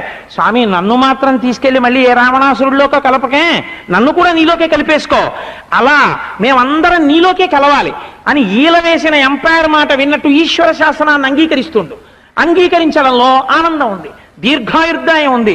ఎంతసేపు ఆడతావు? ఆడి ఆడి ఆడి ఆడి ఎంతో కొంతసేపు తర్వాత ఆట అయిపోవాలి తప్ప ఆట చాలా బాగుందని, వన్డే ఇంటర్నేషనల్ చాలా బాగుందండి అని చెప్పి 15 రోజులు ఆడకూడదు, ఒక్కరోజు ఆడాలంతే పొద్దున్న నుంచి సాయంకాలం వరకు అంతే. ఆట అయిపోయింది, ఆట అయిపోవడాన్ని కూడా అంగీకరించు. ఎస్, ఎంపైర్ ఈల వేస్తున్నాడు కాబట్టి వదిలిపెట్టేస్తున్నాను, ఈశ్వర నీలోకి వచ్చేస్తున్నాను, అయిపోయింది రంగస్థలం మీద నా ఆట, అంగీకరించు. ఇలా అంగీకరించి నీవు చేసినటువంటి పనులను నువ్వు పడిపోవడాన్ని కూడా కొక్కెం అక్కడ తగిలిస్తే నీవు సంగము లేని వాడవే అయ్యావు. ఎందుచేత? వాయువు తాను కదులుతూ సంగము లేనట్టు నీవు నీ కృత్యములు నిర్వహిస్తూ నిస్సంగుడవే ఉన్నావు. ఇదొక్కటి నువ్వు తెలుసుకుంటే ఇన్ని పూజల కన్నా ఇది గొప్ప విషయమే. కాబట్టి నేను అలా నేర్చుకున్నాను అని దత్తాత్రేయుల వారు అంటున్నారు. దత్తాత్రేయుల వారు నేర్చుకున్నారని చెప్పడానికి కాదు, నువ్వు అలా ఉండడం నేర్చుకో. కాబట్టి హాయిగా ఉంటూ అన్ని ఈశ్వరుడితో సంగం పెట్టుకో. మంచైనా చెడైనా నీకు చెడు అనిపిస్తుంది, ఒక మాట అనగలగాలి, ఏమో ఈశ్వర ఏ జన్మలో ఏ పాపం చేశానో నిన్న వేరధర్ముడు అల్లా ఒరే చేశా పాపం కుష్ఠరోగం వస్తోంది రానాకన్నాడు. ఏమో ఏ జన్మలో ఏ పాపం చేశానో ఈశ్వర నాకు ఈ శిక్ష వేశావు, నేను అవతల దాలుస్తున్నాను. మీరు ఏం చెప్పినా నేను చెయ్యవలసిందే, మీ భృత్యుణ్ణి, కానీ ఇంత బాధ తట్టుకోలేకపోతున్నాను, ఈ బాధ తట్టుకునే శక్తి కూడా మీరు ఇవ్వండి అని అడగాలి. అప్పుడు ఆయన చాలా కుపితుడైపోతాడు, అయ్య బాబోయ్ ఏమిట్రా ఇంత శిక్ష వేసినా వీడు ఇంకా తట్టుకునే శక్తి ఇమ్మంటాడు అని. ఇది ఆయన నుంచి విడిపడకూడదు సంఘం, ఆయనతో సంఘం ఉండాలి, మిగిలిన అన్నిటితో సంఘము ఉన్నట్టు ఉండాలి, కానీ అన్నిటితో కలిపినటువంటి తాడు దానికేసి ఉండాలి. అలా ఉండలేదనుకోండి ప్రమాదం వస్తుంది. గొలుసులు గొలుసులు గొలుసులు గొలుసులు ఎన్ని గొలుసులైనా ఉండొచ్చు, ఇనప గొలుసు, కానీ మీరు ఊగుతున్నటువంటి ఉయ్యాలకి పైన ఉన్న కొక్కెం మాత్రం పైనుంచి వేలాడుతున్న ఇంకో కొక్కానికే ఇలా ఉండాలి. మిగిలిన గొలుసులన్నీ ఎంత బాగుండనివ్వండి, పైన పెట్టినటువంటి కొక్కెం ఇలా పైకి లేచిపోయింది అనుకోండి, లేచిపోయి ఈ కొక్కెం మించి ఇలా పైకి లేచిపోయింది అనుకోండి, ఇట్ రిజల్ట్స్ ఇన్ డిజాస్టర్. ఆ ఉయ్యాల పడిపోతుంది, ఊగుతున్న వాడి నడుము విరిగిపోతుంది. ఈ కొక్కెం ఇలా తగిలి ఉన్నంతకాలం ఈ గొలుసులు ఉండడం మనకాల ప్రయోజనం ఉంటుంది, మీరు హాయిగా ఊగచ్చు. మీ సంఘం ఈశ్వరుడితో ఉన్నంతకాలం మీకేం బెంగొండదు, సుఖంగా ఉండగలరు. మీరు చేసినటువంటి పాపపుణ్యములు మీ ఖాతాలో ఉండవు.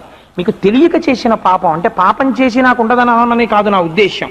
కాబట్టి అటువంటి సంఘము నిస్సంగమే అని మహానుభావుడు దత్తాత్రేయ స్వామి వారు తాను గురువుని స్వీకరించినట్టుగా చెప్తూ ఇంత గొప్ప విషయాన్ని ప్రతిపాదన చేసి ఉన్నారు.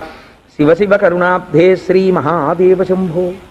సర్వం శ్రీ ఉమామహేశ్వర పరబ్రహ్మార్పణమస్తు. స్వస్తి.